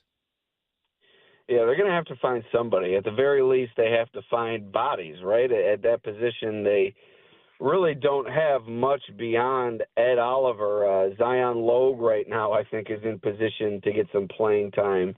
And I don't think that's an ideal situation for the Buffalo Bills. And also Dwayne Carter, in his first season in the NFL, I think, left plenty to be desired. And they're talking about, whereas out of the draft, I think his strength was at that 3 technique, they're talking about perhaps utilizing him more as a 1 technique, and I'm not so sure that speaks to how confident they are in his ability at 1 technique. It might speak more to how really not confident they are at his ability at 3 technique, which was supposed to be his strength. So I think they absolutely need to add a defensive tackle. I think it didn't go their way there in the first round, so they're going to have to work some magic here. I think Joshua Farmer out of Florida State is a player that a lot of people within the draft community have mocked to the Bills, whether it be with their first, second round pick, their second round pick, or with a trade up.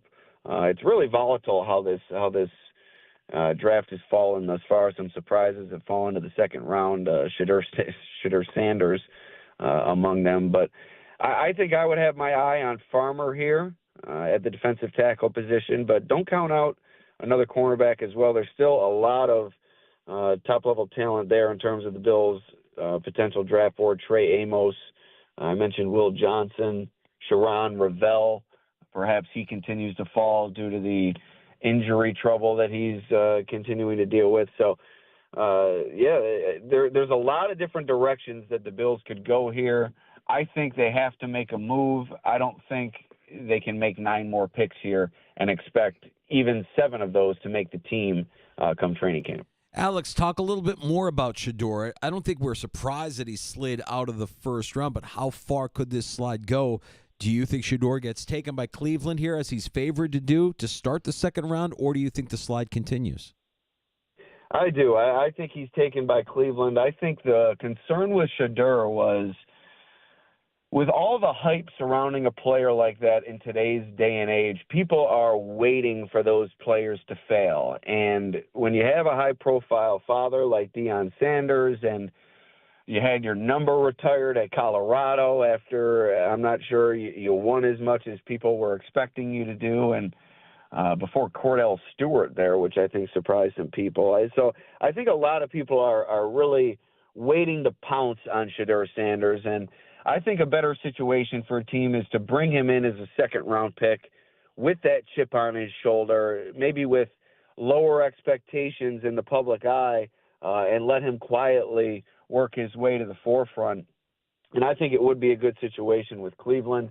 They need a quarterback. I'm not sure they can enter the season with Joe Flacco as their starter. As much as I love Joe Flacco, cool Joe, I'm not sure in the God's year of 2025 that Joe Flacco is the answer there. So we'll see where Shedeur Sanders goes, but I'm sure we're sure to see plenty of more fireworks here in the second round. Yeah, I've got one more Bills position question related, and it ties back to James Cook, and there's so much we don't know, right, about where, how this will play out with James Cook. But, hey, one way to mitigate that is maybe to spend a pick. I would be stunned, Alex, if the Bills selected a running back tonight. But where do you come down on a Saturday pick here? Because, sure, I mean, if it's a running back late in draft, why not? But then ultimately, the 90-man roster has to get cut down to 53. So, like you have to keep that in mind. So your thoughts here about what the Buffalo Bills do at the running back position? Yeah, I'm not sure I would be stunned with anything. I guess relatively. Everything is relative, and I'd be more so stunned if they took a running back than a defensive tackle or even a safety, a wide receiver, running back, or a cornerback. But with everything that's going on with James Cook and knowing how important the running back has become within the Bills' offensive system and that game-breaking ability specifically that James Cook possessed, I wouldn't be surprised if the Bills tried to go after running back. Now, if they were to do so early in the second round, I think it would probably have to come with Travion Henderson, a supreme pass blocker and somebody who showed supreme talent at Ohio State. But I think, like you're alluding to, the more likely scenario is maybe waiting until the 4th, 5th round, perhaps even sixth round there on day 3. But I think at some point they do need to address the position. I like what they have in Ray Davis. I like what they have in Ty Johnson. But I don't think James Cook is long for his time here in Buffalo. I think this very well could be his last season with the team, and we'll see him moving on. So I think with how important that position has become to the Bills and their offense and really trying to complement perhaps the skill set of Ray Davis and Ty Johnson, I think they certainly need to look at a player down the road here. Maybe a LaQuint Allen, Syracuse, maybe someone that your listeners are familiar with there. So keep an eye out for running back. Jaden Blue out of Texas perhaps as well. A few players that I think you might see the Bills keep their eye on down the road here. Alex, you mentioned that you're at the stadium. What can we look forward to at the Batavia Daily News and Bills Digest here as we get ready for round 2 and beyond? Yeah, keep following along the dailynewsonline.com. I'll have draft profiles with each of the Bills' draft picks. We'll probably do a draft recap at the very end with some comments from Brandon Beane at the conclusion of the draft. Have a post-draft podcast, maybe get Gene involved in that. I mentioned to Gene leading into the draft, I was thinking about having him on at that point, but I was like, I'm not sure you and I tossing around draft ideas is really doing anybody any good. No, you need guys like Trapasso. That's for sure. Like people right, that watch the film. I don't know what the hell I'm talking about with the draft. I asked Gene. I said maybe I'm selling you short. Maybe you're more of a draft expert than I'm giving you credit for. But yeah, maybe we'll have Gene on. We'll reflect on the draft right here, right now, and then Bills Digest, the post-draft issue coming out the week after next. So a lot going on here before a little bit of a break, then OTAs, then training camp, and the like. All right, fantastic, Alex. Have a great weekend. Thanks for giving us some time this afternoon. Thanks, guys. There's Alex Brasky, Batavia Daily News, Bills Digest, a little preview of round 2 and beyond for the NFL Draft. The Buffalo Bills with 2 second-round picks tonight. Yeah. Boy, it must be a busy night here if we didn't even get into the Yankee Met. Alex hates the Mets, which I always find amusing because normally Yankee fans are kind of like, eh. Yeah, whatever. Like, whatever. But he really has a disdain. I think the top 30 is such a clue, Danger. And when we kind of zeroed in, Trey Amos made a top 30 visit. And like that was kind of the consensus, right? Nope. Maxwell Harrison also made a top 30 visit. So if you're looking at who might be there in round 2, if the Bills don't move up and they stay put, TJ Sanders, defensive tackle out of South Carolina. You could also talk about Ty Robinson from Nebraska. Omar Norman Lott is a guy that's projected end of the second round. He's from Tennessee. And like Alex mentioned, I'm not the expert here. I can't tell you which would be a better fit. What I'm telling you is these are the guys that traditionally the top 30 is kind of like, all right, we're really interested in this player. One guy, Tyleik Williams, was brought in. Obviously, he's off the board from Ohio State. I like everything that Max Harrison has said up to this point. He mentioned earlier what his pre-draft meeting schedule was like with the Buffalo Bills. The Bills were actually my first formal meeting at the Combine, and I think it went great. And then I had a top 30 visit with them, and man, I was blown away. Like, I enjoyed every second of that. Every coach, my position coach, the DC, the head coach, the GM, like, man, I got along with everybody, and it just felt like home. And I'm so excited that they really made it happen. What do you bring to the table? I bring juice. I bring being a good teammate. I bring leadership, and I'm going to bring Josh Allen the ball back. So here's my question, Danger, and I'm sorry to be such a cynic. Is this who he, and we'll find out, is this who he really is, or is this his brand? Meaning, we're watching the draft and we're saying, who's the guy dapping up everybody? Who is this? And it was actually Harrison. And the way they had the configuration of the draft room, brought to you by Lowe's, was that they had the 32 areas for each prospect. It just so happened that Harrison was closest to the entrance, the hallway, so he had the opportunity, but just seems like this super, super nice, enthusiastic guy. Yeah. My question is this real? Yeah, I want to believe it is, that he's a good dude. Not only a good dude, a great dude. I mean, you remember the first season of Trey White in Buffalo? The guy was everywhere. He was jovial, he was smiling, he was classy, he was charming. He did the Trey White Goalie Academy. I mean, like, I get the same vibes with this guy. I don't want to compare the two because we haven't seen Harrison in the NFL yet, but I get from a personality standpoint, I get a lot of the same vibes out of Harrison that we always got out of Trey when he was first drafted by the Buffalo Bills, and I think that's awesome. That's more than what you can ask for. Not only is he a fast player, the fastest on the team, but he's got a great personality. He's outgoing. He's friendly.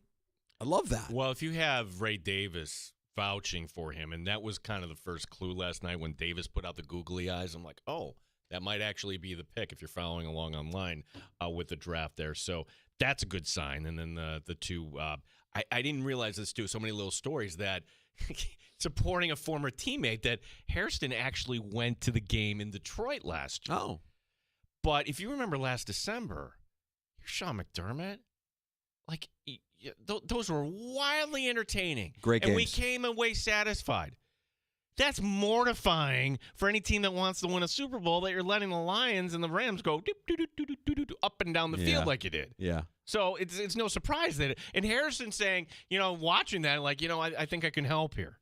Well, we'll hope that he can help, and we'll learn more about Max Harrison in the days and weeks come, in the minutes to come. He's scheduled to meet with the Bills media here. That's why Brasky's at the stadium shortly after 5 o'clock or at 5 o'clock. So I don't know, Gino. Maybe we take a little bit of that press conference and see what Harrison has to say, his introductory press conference. Yeah, we've got shots coming up in the sports bar, too, as a lot of other things happening. We've got the Amerks, what you hope is the beginning of a Calder Cup run tonight. We've got time for your calls at 866-4FAN, 866-4326. You're listening to the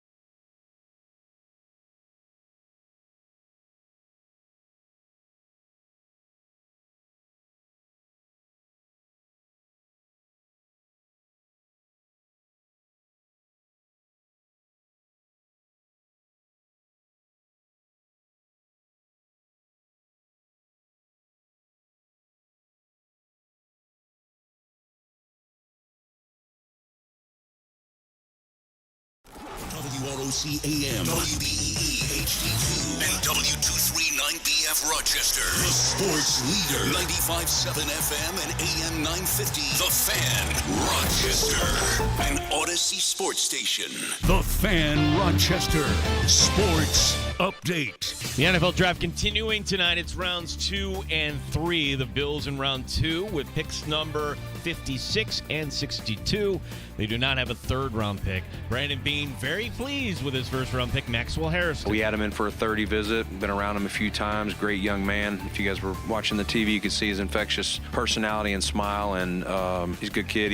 He'll add obviously speed to our DB room, and we think he'll pair well with what we already have. Quest for the Calder Cup begins tonight. Downtown, Rochester hosting Syracuse. It's game 1 of the best of 5. Don Stevens and Andrew Mossbergs will have your call on the Fan beginning at 7 o'clock. Rochester Red Wings look to break a 3-game slide. They're in Buffalo again tonight. Yankees hosting Toronto, the Mets in Washington. Cubs and Phillies right now, no score. They're in the second. Gene Battaglia, the sports leader, the Fan, Rochester.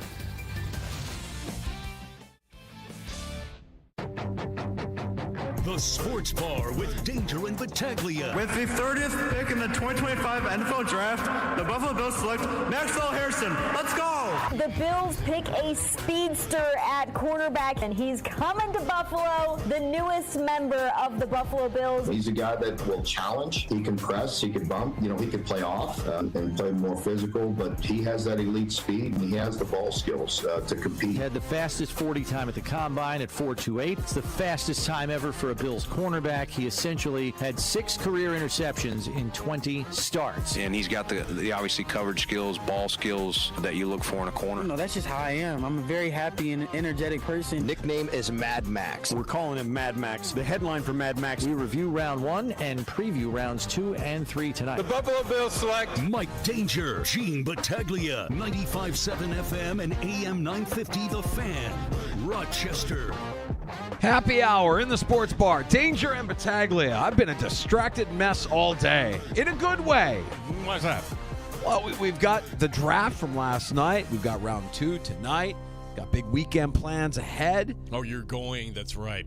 What time are you leaving tomorrow up to Toronto? We leave maybe like 9:30 or so. Get a little lunch, a couple of beers, check in, drop off our stuff. Remember, the border's different now. So give yourself a little extra time there. In what way? That there's less people crossing it? In that they could look at your phone, they could do other things. If they want to do that, they can. I have nothing to hide. And make sure I bring my passport. And it just might take you a little longer to get over. Yeah. That's all. Well, we're looking forward to that, and looking forward to another, great NFL draft. We had an explosive round 1 last night. Some moves, some twists, some turns, and at the end of it all, the Buffalo Bills staying put at pick 30 and selecting Maxwell Harrison, corner out of the University of Kentucky. I think we've kind of figured this out, right? Like Trey Amos would have been a nice pick, but Maxwell Harrison gives you the biggest upside. Now, I've seen plenty of video about, he missed this tackle, or that's not really his thing, right?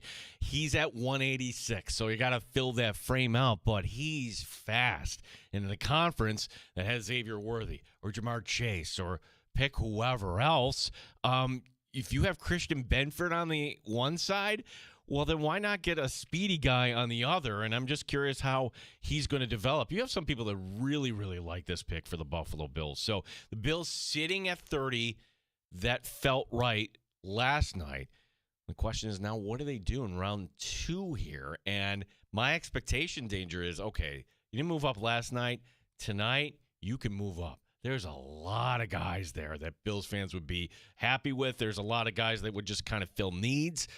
So 2 second-round picks tonight coming up for Buffalo. Now, one of the red flags pre-draft that we had on Max Harrison that we heard from many of the draft analysts was his inability to tackle, that he's not a great tackler. And I think Brandon Beane described him last night as a willing tackler, not afraid of the contact, but maybe not big enough to handle all the contact, and Max Harrison actually spoke to that after being drafted by the Buffalo Bills. Yeah, that's something that I can always improve. Everything in my game I can improve, and that's something that going to the NFL, I'm going to still keep that dog in me. I want to tackle. I want to get my nose dirty. It just comes down to following through my technique and following through my coaching, and I'm going to make it happen. Everything that this kid is saying, I love. He's young. He's 21. It really reminds me of their selection of Trey White. Feel like there's a lot of similarities. White was late in the first round. Harrison was late in the first round. You're getting a guy who is, the fastest guy on the team now in Hairston. I kind of like the pick for the Buffalo Bills. It makes a lot of sense. Yeah, it seems like it's not a reach, number one, that a lot of people had him going end of first round, maybe the beginning of the second. But if I can read for you the report from Chris DePasso, and this was not last night, this was at the beginning of the draft process, and Thor Nystrom had him as corner 4, right? So did Chris DePasso. Maxwell Harrison is a wiry outside corner with elite twitch and explosive athletic traits. He has rare plant and drive ability that allows him to close in on the football in an instant, making him one of the most dynamic movers in the class. Okay, that's all great. Despite these athletic gifts, he's not yet refined a route mirrorer and can get grabby when trying to stay attached to man coverage. Okay, that he goes on to give you other things, but sure, you're picking at 30. There's not going to be oh my gosh, this guy's going to be a Hall of Famer. But what I'm hearing is, and this will be the hope, is he coachable? And we were joined by Alex Brasky last hour, and that's why I love bringing on other Bills reporters, other Bills perspectives, because you spend a first-round pick, and you're like, hey, I want that guy to start immediately. Brasky still thinks it's Tre'Davious White. And the more I think about this danger, yes, we've seen Sean McDermott over the years start rookies. Hell, he started Tre'Davious White, but that was more out of necessity, right? But you saw him start out O'Cyrus Torrance. But name me other rookies that took predominant roles. This might be an easy in. You're shaking your head no. No, disagree 100%. This kid gets on the field week 1. You're not going to leave that speed on the sideline. No way. No way. Not with that trait. I can't do it. I can't see it. I won't hear it. I want him out there opposite Benford week 1. And I know it's going to be a competition, and I know White is going to be there to compete. But I also think, Harrison can learn from White, and whether he likes it or not, White can be a mentor to a player like Harrison. I want him out there week 1. That's my expectation. Yeah, and if you're facing some run-heavy team, see Baltimore, maybe it's more Dane Jackson. Like that you could do some different things at that position. I'm not over the moon with this, but it could have gone way worse last night for Buffalo. It became clear, the defensive tackles, that ain't happening. When Grant went at 15 in Miami. When I saw Kenneth Grant go, my first thought was good. I knew he was going to be a bust. This guy really just set up for a disappointing career in the NFL. Kidding. Well, I'm like, of course, Miami. Of course. Yeah, when that happened, is it mandatory that there has to be a lot, whenever the draft happens, a lot of man hugs when you make the pick? When they go to the camera and there's Mike McDaniel hugging. But that's not just true in Miami. The Roger Goodell hug is the one that's the most awkward. It's lengthy for some of these prospects. Lengthy. Almost as if Roger is telling them, whispering sweet nothings into their ear for the first few seconds that they're embracing on stage in front of over 200,000 people live. Or is it like The Godfather? Yes, here I am. And remember, I also... Kiss the ring. Yeah, kiss the ring. Yeah. And yes, you're loved, but now you're in the family. And you listen to me, Roger Goodell. Yeah. All right? Yeah. Yeah, listen, it's every year there's a handful of awkward moments in round 1 of the NFL draft. I know we mentioned earlier the announcement of the announcement. We're going to bring up Laura Rutledge and Colleen Wolfe to announce that we're going to announce the schedule on May 14th. I don't have a problem with what the Bills did here. I think this is as good an outcome as you could have hoped for. That was probably the third awkward moment. Another one, and you had to be paying really attention to. And I'm granted, I got to watch a little more college football, but Molly McGrath last night doing the role of, okay, I'm going to grab you, and you're not prepped ahead of time. You don't really, you know the picks, right? But here comes Cincinnati. They make the pick. Shamar Stewart, okay, Texas A&M, pass rusher. He could be really good for the Bengals. And Molly McGrath says, well, you know what? In that division, Lamar Jackson and Joe Burrow have been put on notice. Back to you. Oops. Joe Burrow. Burrow. Not really. No, not really. Unless you're doing something in practice there. The number one was the barfing baby. Baby spitting up there. That was fantastic. Yeah, the Saints make their pick, and you go to the living room, and newborn baby on the lap of mom, and getting kind of jostled a little bit with the enthusiasm of the moment. Baby's head's bouncing all over the place, and the next thing you know, as babies are known to do, a little spit up. Well, that was a moment on live TV. Very good. What will the moment be like for Shedeur Sanders tonight, assuming tonight is the night? I mean, how far could the slide actually go? Right now, he's favored to be the pick at 33 by the Cleveland Browns. Which shouldn't be. When Thad Brown joined us last hour, the question would be like, well, why didn't you pick him 5th overall if he's not the guy? And I would think he would be, if not by the Browns, he's in that top 5. But what if the Browns pass on him? What if the Raiders pass on him? You and I both have our predictions, and it's teams that don't need quarterbacks today, but looking to the future, and that might be the best place for Sanders at this point, considering everything that went on. I think it's the Rams. They might have to move up, but if he fell by Dallas, I think the Rams with Stafford, and he's under no pressure. Sean McVay would certainly eat that up, bring in a quarterback like that, but we discussed Shedeur Sanders in the first round of Dallas. And Dallas did the same thing. They took a guard. Nothing wrong with that. But could they take Shedeur Sanders and just steal headlines? I think that's exactly what Dallas can do. Why wouldn't they? Bring in Shedeur. Yeah, you've got Dak.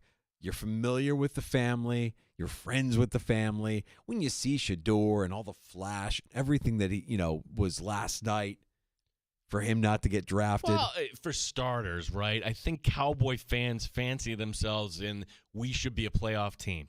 And you should. You have CeeDee Lamb, you have Micah Parsons, you have good players. It's not that terrible division behind Philadelphia.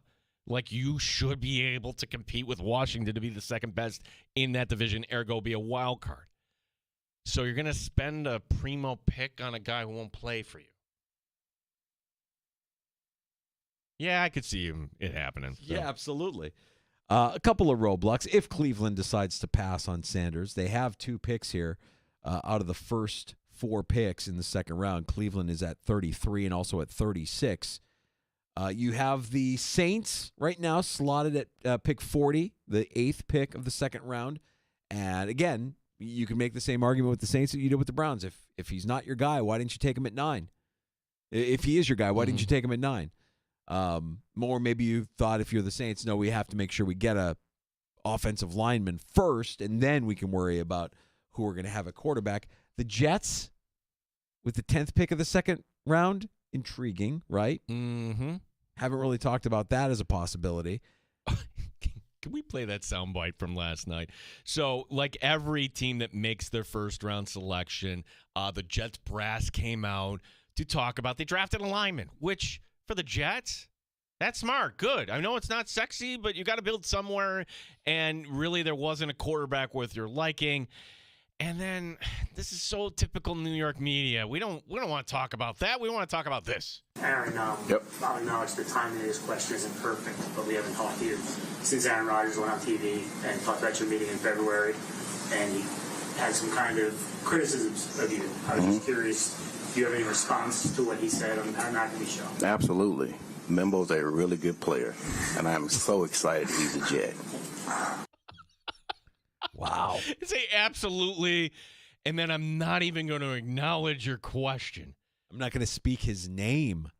I'm not going to give him the satisfaction of hearing his name come out of my mouth. I love that. I love it, too. I love that. We were wrong. I thought for sure Aaron Rodgers... it was Aaron Glenn answering that question, by the way. That Aaron Rodgers was upstage everybody with 200,000 some people in Green Bay. Right. What better way to get on everybody's phone that Aaron Rodgers breathed, or I'm going to talk to the media? I think one thing we learned yesterday, this being at Three Heads, and thank you, by the way, for everybody that came out of Three Heads, that the chimes are so powerful. You can watch the draft tonight on ESPN. The chimes, these chimes. And if you need proof for that, Danger and I are just discussing silly things about Aaron Rodgers. But until you hit the chimes in front of our live studio audience, essentially at Three Heads, and then you put it out there. Everyone believed what you said. Dan. Still nothing from Aaron Rodgers. Not yet. Not yet. Not yet. But soon. If I had to guess, soon. You would want hundreds of thousands of people in Green Bay talking about him all at once, right? Maybe he makes his announcement when Green Bay is on the clock. The Packers are on the clock. Oh, we have some breaking news. We have some breaking news from the NFL draft. Aaron Rodgers has decided to retire. I'm saying that's a hypothetical. No, people are It's a hypothetical. No, it's not real. Everybody wanted to believe that was real in that moment. But we were like, people were listening, but then as soon as you hit the chimes, as soon as you hit them, no, there wasn't anything from Aaron Rodgers. But it was a lot of fun yesterday. Are you feeling a little bit nervous that there wasn't an announcement made that he was signing with the team? No. Box Wine Bet is still on. And we met, it was Jim that came by, right? Jim came. He's from Webster. Great guy, and kind of shaming us like, what are you doing betting a box of wine? Bet something real. He's not shaming me. I agree with him. I would like to bet something more than a box of wine, but I will bend over and say, Gino, yes, we can give you a box of wine if you'd like a box of wine here. I'll loosen the limitations a little bit here. I'd prefer to, bottle of bourbon. And Jim said he was going to bring, a bottle of Jack and say, bet this next time. Jim, we would have done it, but Gene would not drink a bottle of Jack. I would. Gene would not. So we compromise. I might get in trouble for saying this, but this was last year. Remember when the Emmerichs were doing their pesky whiskey? Oh, yeah. Now, we're the one show.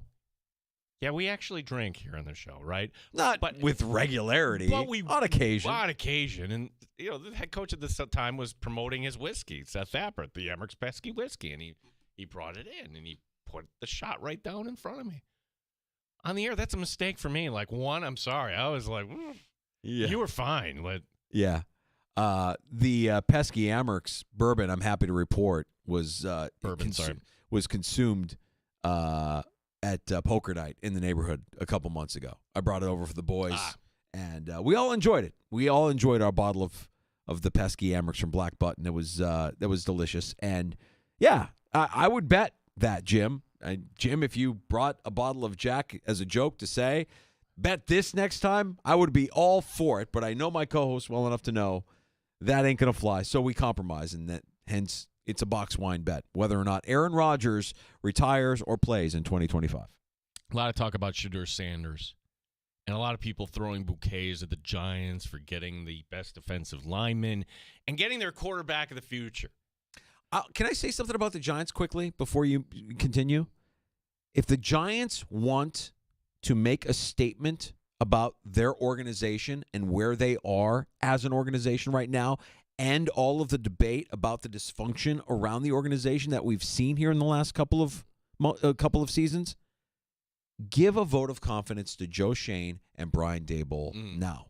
Make an announcement now. Say, wow, that was a great first round for the New York Football Giants, and in doing so, we are going to X for Brian Daboll and Joe Shane and commit to them instead of having them go into the season looking over their shoulder wondering when they're going to actually get clipped. Well, right, and then they're just going to have to read the tea leaves. What would be better for us long-term, to show a quarterback who may not win us games but shows promise? That's probably the answer. Or to win games in the short term with Jameis Winston. Woo! I'm not sold on Jackson Dart, okay? I watched enough SEC football, Danger, just to think at no point in our show, when we're discussing quarterbacks, did we ever say Jackson Dart SEC is going to be this NFL quarterback? We were debating Jalen Milroe, and we were debating other guys. And I'm always leery of the guy that all of a sudden sneaks in at the end of the first round. Because you got to have him in the first round because you want that fifth year of control. I just think the Giants have made a mistake here. He's a stat compiler at Ole Miss. I'm sorry. One thing that he does that we know Daboll is a fan of, goes deep. Can throw a good deep ball. Boy, Daboll loves that deep ball, right? We saw it often when he was the Bills OC. He likes a ball that can go deep. And Dart can do that. But, yeah, I see what you're saying. So maybe some Kenny Pickett vibes is what you're getting here from Jackson Dart. Well, I'm willing to give him the benefit of the doubt. Let's see what Daboll can do. This is really a big test for Brian Daboll. You weren't able to make it work with Daniel Jones, but in fairness, Daniel Jones wasn't your guy. Well, you also have that quarterback room. Could you get anything more diverse than Mr. Unlimited? You get Jackson Dart, Jameis Winston, who is like, he's a cult hero from amongst NFL fans. Oh no. You could trade. Oh, no. I know where you're going. Oh, you no. could trade Jameis Winston if you really wanted to, if you wanted to keep him on your roster, because the guy we're talking about. Because of course you're going to keep Tommy DeVito on this Giants roster because You don't think there would be repercussions for Mr. Daboll and Can't Mr. deal that guy. Shane? Like if you You're not cutting that guy. You're not putting that guy. That guy goes on your practice squad. Are you kidding? You put him on your practice squad. Of course he's getting scooped up by another team because he's Italian. Tommy DeVito was not used the proper way at Syracuse, and look what happened. That's right. To Dino Babers. Yeah. That's right. Yeah. So great point, G. Mm-hmm. Your quickest way to get clipped: cut DeVito, demote DeVito. Yeah, you're done. No, I think the Giants should give a vote of confidence. I know the vote of confidence is sometimes the kiss of death, but you need to tell them. You need to tell the fan base. You need to make a statement if you're the Maras that we believe in this plan. We believe in what we saw from the draft. We believe in the plan that Shane and Daboll have in place. We like the players we have moving forward, and put an end to any speculation of what these guys' future is with the team. They're your guys. Stick with them. What are you going to do? Fire the coach after the season? And Jackson Dart's going to have to learn how to develop all over again? Come on. They cost me a box of wine, Danger, because I thought that should have been the destination for Bill Belichick. They didn't do that. They didn't clean house. They kept everybody another year around. So I'm all about, cleaning house here. So, no, don't do that. Don't do that. It was the last bet I lost here. Oh, boy. All right. We got to get to a round of shots next in the sports bar. Yeah, that we should. My gosh, this promotion in Buffalo tonight, if you haven't heard about this, I can't wait to tell you about it. That's coming up with the Wings and the Bisons tonight. We got the NBA coming up, NHL tonight as well. And, if there's a first rounder from North Dakota State, we're going to have to talk about not North Dakota State. Oh, no. I was just so happy to get out of North Dakota to be in Green Bay and to see our guy get drafted. Oh, no, for cute. All right. A round of shots coming up next on The Fan. You're listening to the Sports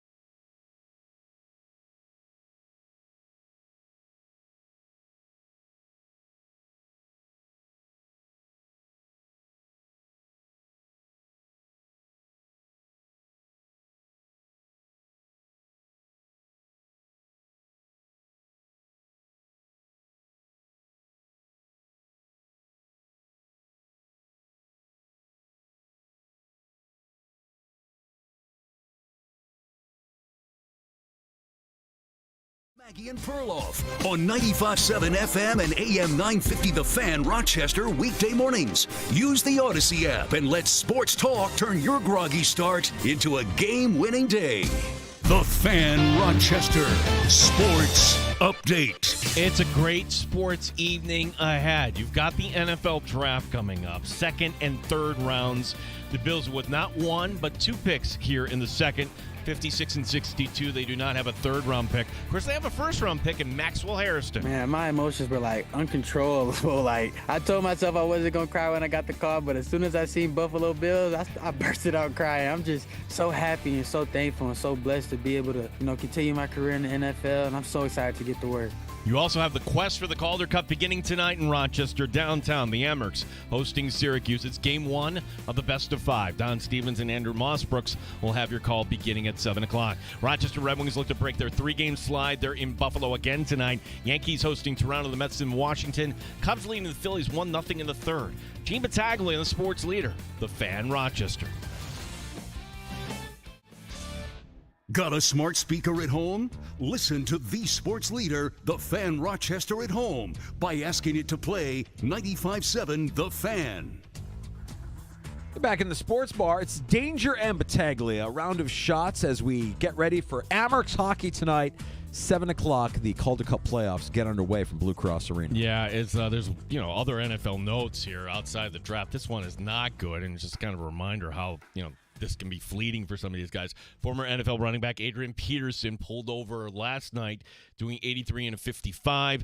Officers then figured out there was alcohol involved. Peterson charged with DWI. His blood alcohol content at 0.14. The legal limit in Minnesota, 0.08. He's now 40 years old. He was the 7th overall pick in the 2007 draft by the Vikings. Okay, so where did Genty go? Genty went 6th? 6th. Okay. I mean, Peterson as a player, remarkable, but also as a human, lots of baggage. Yeah, that's where I learned what a switch was. Yeah. And lots of baggage. Unfortunate. I think he was at an actual Vikings draft event and driving home from the Vikings draft event as well last night. But not a great look for the future Hall of Famer. We have 3 games tonight in the NHL. Well, if we needed more, Danger. 3 teams looking to go up 3-0. Washington is at Montreal. The Habs need a home win tonight, 7 o'clock on TNT. New Jersey also home down 2-0. Carolina's got the advantage there. And the Edmonton Oilers, do they play defense? They've given up 12 goals combined in this series so far. The Kings looking to make quick work of this, up 2-0. And last night, my Leafs go up 3-0 on the Stop. For this postseason. That's my prediction. You're not allowed to do that. Their season. You can't say my. You could say the team I predicted, but you can't say my Leafs. I'm you rooting could say for the Leafs. That's disgusting. I'm sorry. I'm rooting for the That Leafs. is gross. I'm going to root for the Leafs to win the Stanley Cup this No year. Leafs, no Marlies, nothing like that. No, it's gross. I'm rooting for the Amherst. Don't get me wrong. The Amherst are my team. I mean, the Amherst are first and foremost. I'm not going to. No, Leafs last night. Going up 3-0, another overtime win. Feels like their season. You know what happens here. Like the next round, Florida. Flick them away like a bug. Milwaukee Bucks. Danger, if they don't win tonight, they find themselves down 3-0 to Indiana. Remember, that's not a failure, No, though. of course not. Steps to success. Yep. That game on NBA TV tonight at 8 o'clock. The Celtics are home up 2-0 on Orlando. 7 o'clock on ESPN. By the way, note, the NBA is on ESPN. It's the NFL Draft on ESPN2 tonight. NFL Network, of course, carrying that as well. That's going to be followed up by the Lakers in Minnesota that is tied at a game each. Yeah, every time I see the Bucks struggling, and I think of that end of season quote from Giannis, I just look back. I'm like, how did that guy win a title? Because whatever killer instinct he had in winning that title, it feels like it's gone. It was an off year for the NBA. It was the first year coming out of the bubble. The schedule was all wonky. I believe it was still in late June, early July when they actually had the final, and it was Phoenix. At that point, Chris Paul was on fumes, and you had Devin Booker, and not much else for Phoenix. So is Chris Paul's kid getting drafted tonight or tomorrow?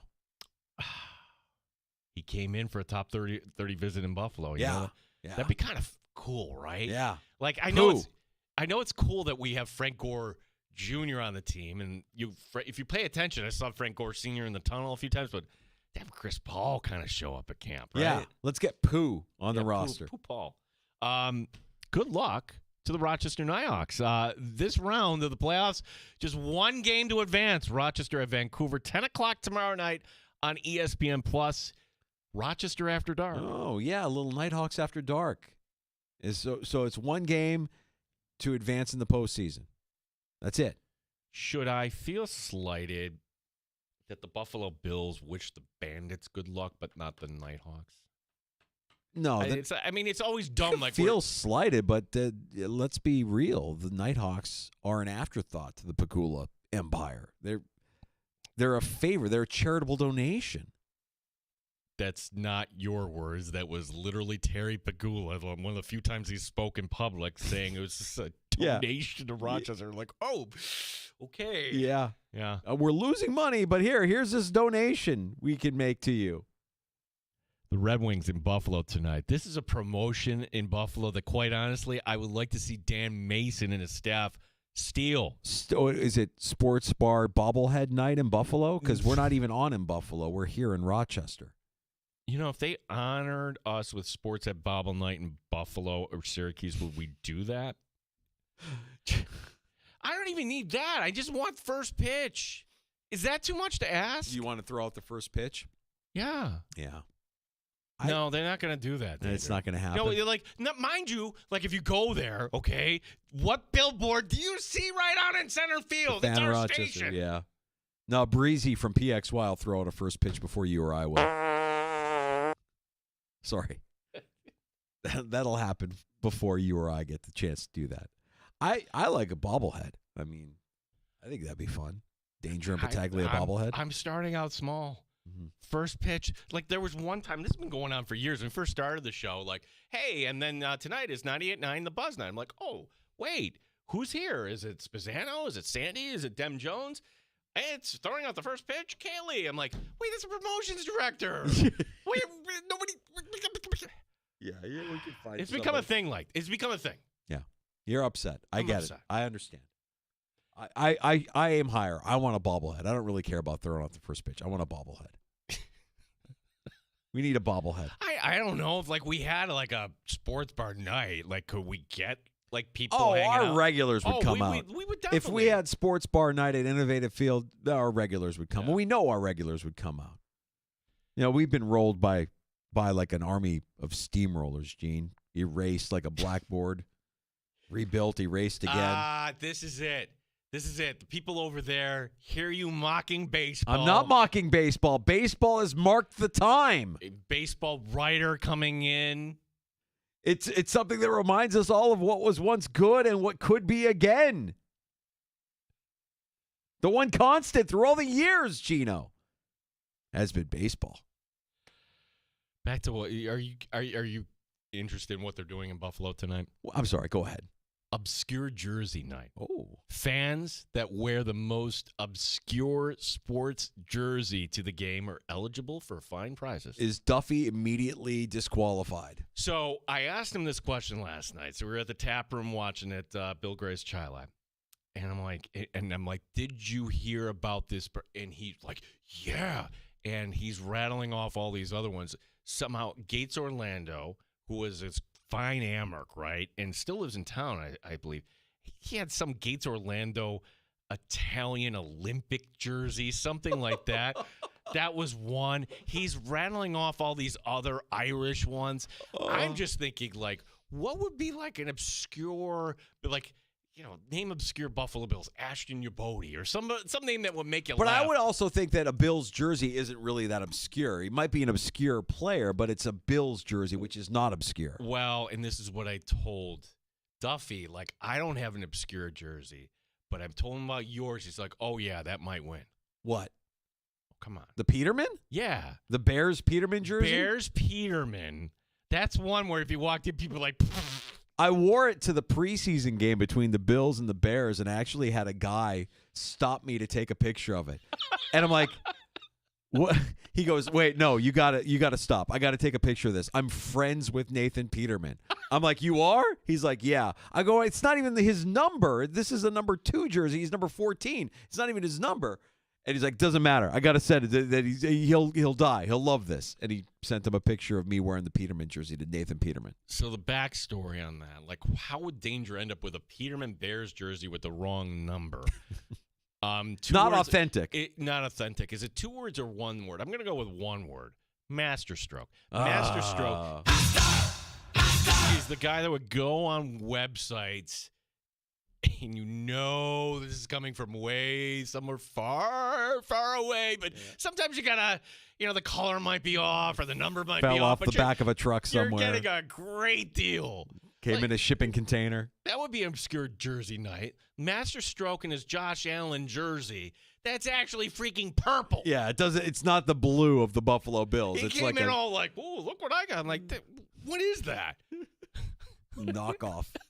A terrible, terrible knockoff is what No, that you is. can't wear knockoff stuff. No. It's not happening. Finally, the Seattle Seahawks, Danger, have their man. Sure do. Offensive lineman Gray Zabel. Yeah. From North Dakota State. Oh, no, not Gray Zabel. He's the pride of Fargo, North Dakota. He was taken 18th overall. When asked by the Seattle media what he plans to do now, and tell me there's a more North Dakota line than this, man, I'm going to probably start diving into these Busch Lights. Yeah. And I'm guessing that wasn't product placement. No, dude. Bush Pounders were the thing. We would drink the Busch Light and the Bush Pounders at every party. The 16-ouncers, the big cans. Yeah, that's as North Dakota as it gets. The cheap beer. The cheap beer of Rochester. I don't think they still make this, across the river there. Jenny. No, it wasn't Jenny.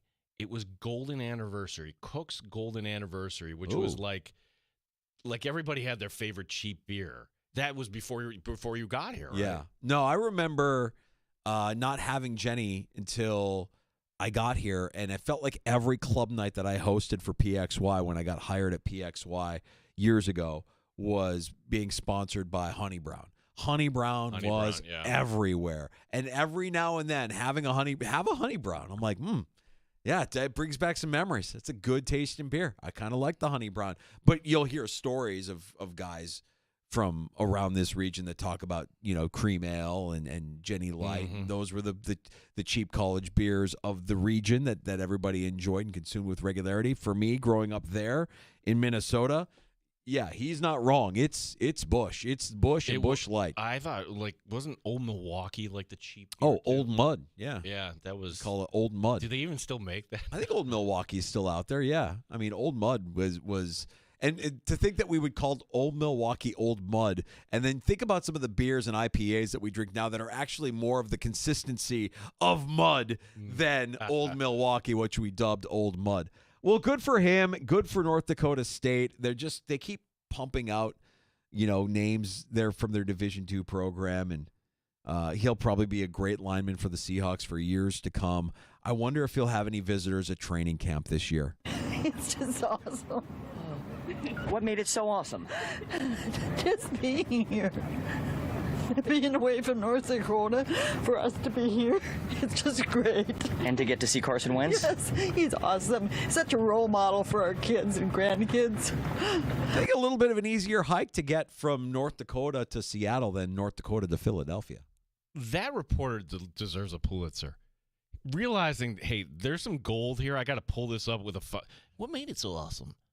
And to see Carson Wentz. Just saying the word Carson Wentz. Tears running. We identified her. She's no longer with us. I know, isn't that sad? Yeah, I forgot her name though. Do you remember her name? I do. I want to say it's like an Evelyn or an Ethel or something like that. Give me a Eagle fan. She was so emotional to be at Eagles training camp to see Carson Wentz his rookie season after being drafted from North Dakota State. And when you see North Dakota State playing in the college football postseason and inevitably winning the title, which it seems like they win every year, they'll do a pan of the fans in the stands. And what you won't see are students. You don't see students cheering for the Thundering Herd at North Dakota State. You see residents, Fargo, North Dakota residents who love that team like nothing else. And so for North Dakota State, give us her name. Karen Anderson. She was a Karen. Karen Anderson, and she's really, really crying. And the grandkids are wearing little Carson Wentz T-shirts. Bless her soul. Bless her soul. Those are real tears. Like, I'm so happy to be out of North Dakota. To see Carson Wentz. To be out of North Dakota first, and then he had to prod her a little bit. And to see Carson Wentz, oh, yeah, so what a role model. For our grandkids and our kids. Wait, like, he's younger than your kids, but never mind. Amherst take the ice tonight, and their Calder Cup campaign begins. Syracuse, the opponent. Game 1 at Blue Cross Arena. Head coach Mike Leone on the opponent. I think we got to play fast, and we got to play north, and we got to play predictable. They're a team that has the ability to slow down the game, and they're really structured. You know, a lot of controlled breakouts, a lot of set neutral zone, and that's a game that we don't want to play, and we've had a lot of success this season against them when we play north, and we call it first touch, where it's get the puck north as quick as you can and use our speed to overwhelm teams. And I think the other thing is going to be in front of their net, in front of our net. They're big, heavy. It's a lot of, low to high D shots where they get guys to the net. And then obviously I would say a third team special teams is going to be really important in a series like this. Yeah, so that's Mike Leone Tuesday with us here in the Sports Bar, and we wish them well. He also pointed out, okay, the last 2 times we faced, which is each of the last 2 years. Yes, this won 5 games. The team that won Game 1 did not win the series. So don't anybody freak out tonight and actually kind of buckle up. More than likely, this is going to go 5. I want to sweep. I want to sweep, too. I want to sweep. I was going to ask you the question, like sometimes things pop into my mind, no, that's dumb. Would we sign up for a split? No! I want to sweep. No. Wins Game 1 and 2. Yeah. When we come back on Monday, I want to talk about closing out these Jamos on Thursday. Correct. Yeah, want to sweep. No excuses. And that's the expectation. Last time when you and I went there for Game 5, the stupid cowbell Syracuse lady sitting behind us. Annoying.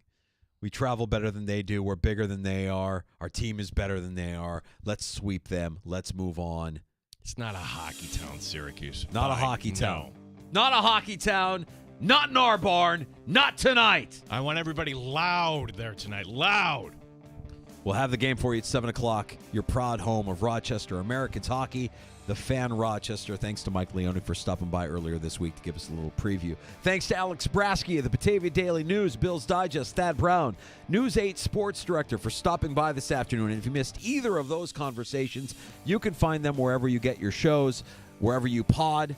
Just search The Sports Bar. Big thank you to the Dandalorian for helping us put it all together. Our bounty hunter of the finest audio in the galaxy. No shortage of action tonight with round 2 of the NFL draft, NBA postseason, NHL postseason, Amherst coming up at 7 o'clock. We're back to react to all of it coming up Monday afternoon starting at 3. Have a great weekend. JR Sport Brief next on The Fan. You're listening to The Sports Bar with Danger and Battaglia on 95.7 FM and AM 950, The Fan.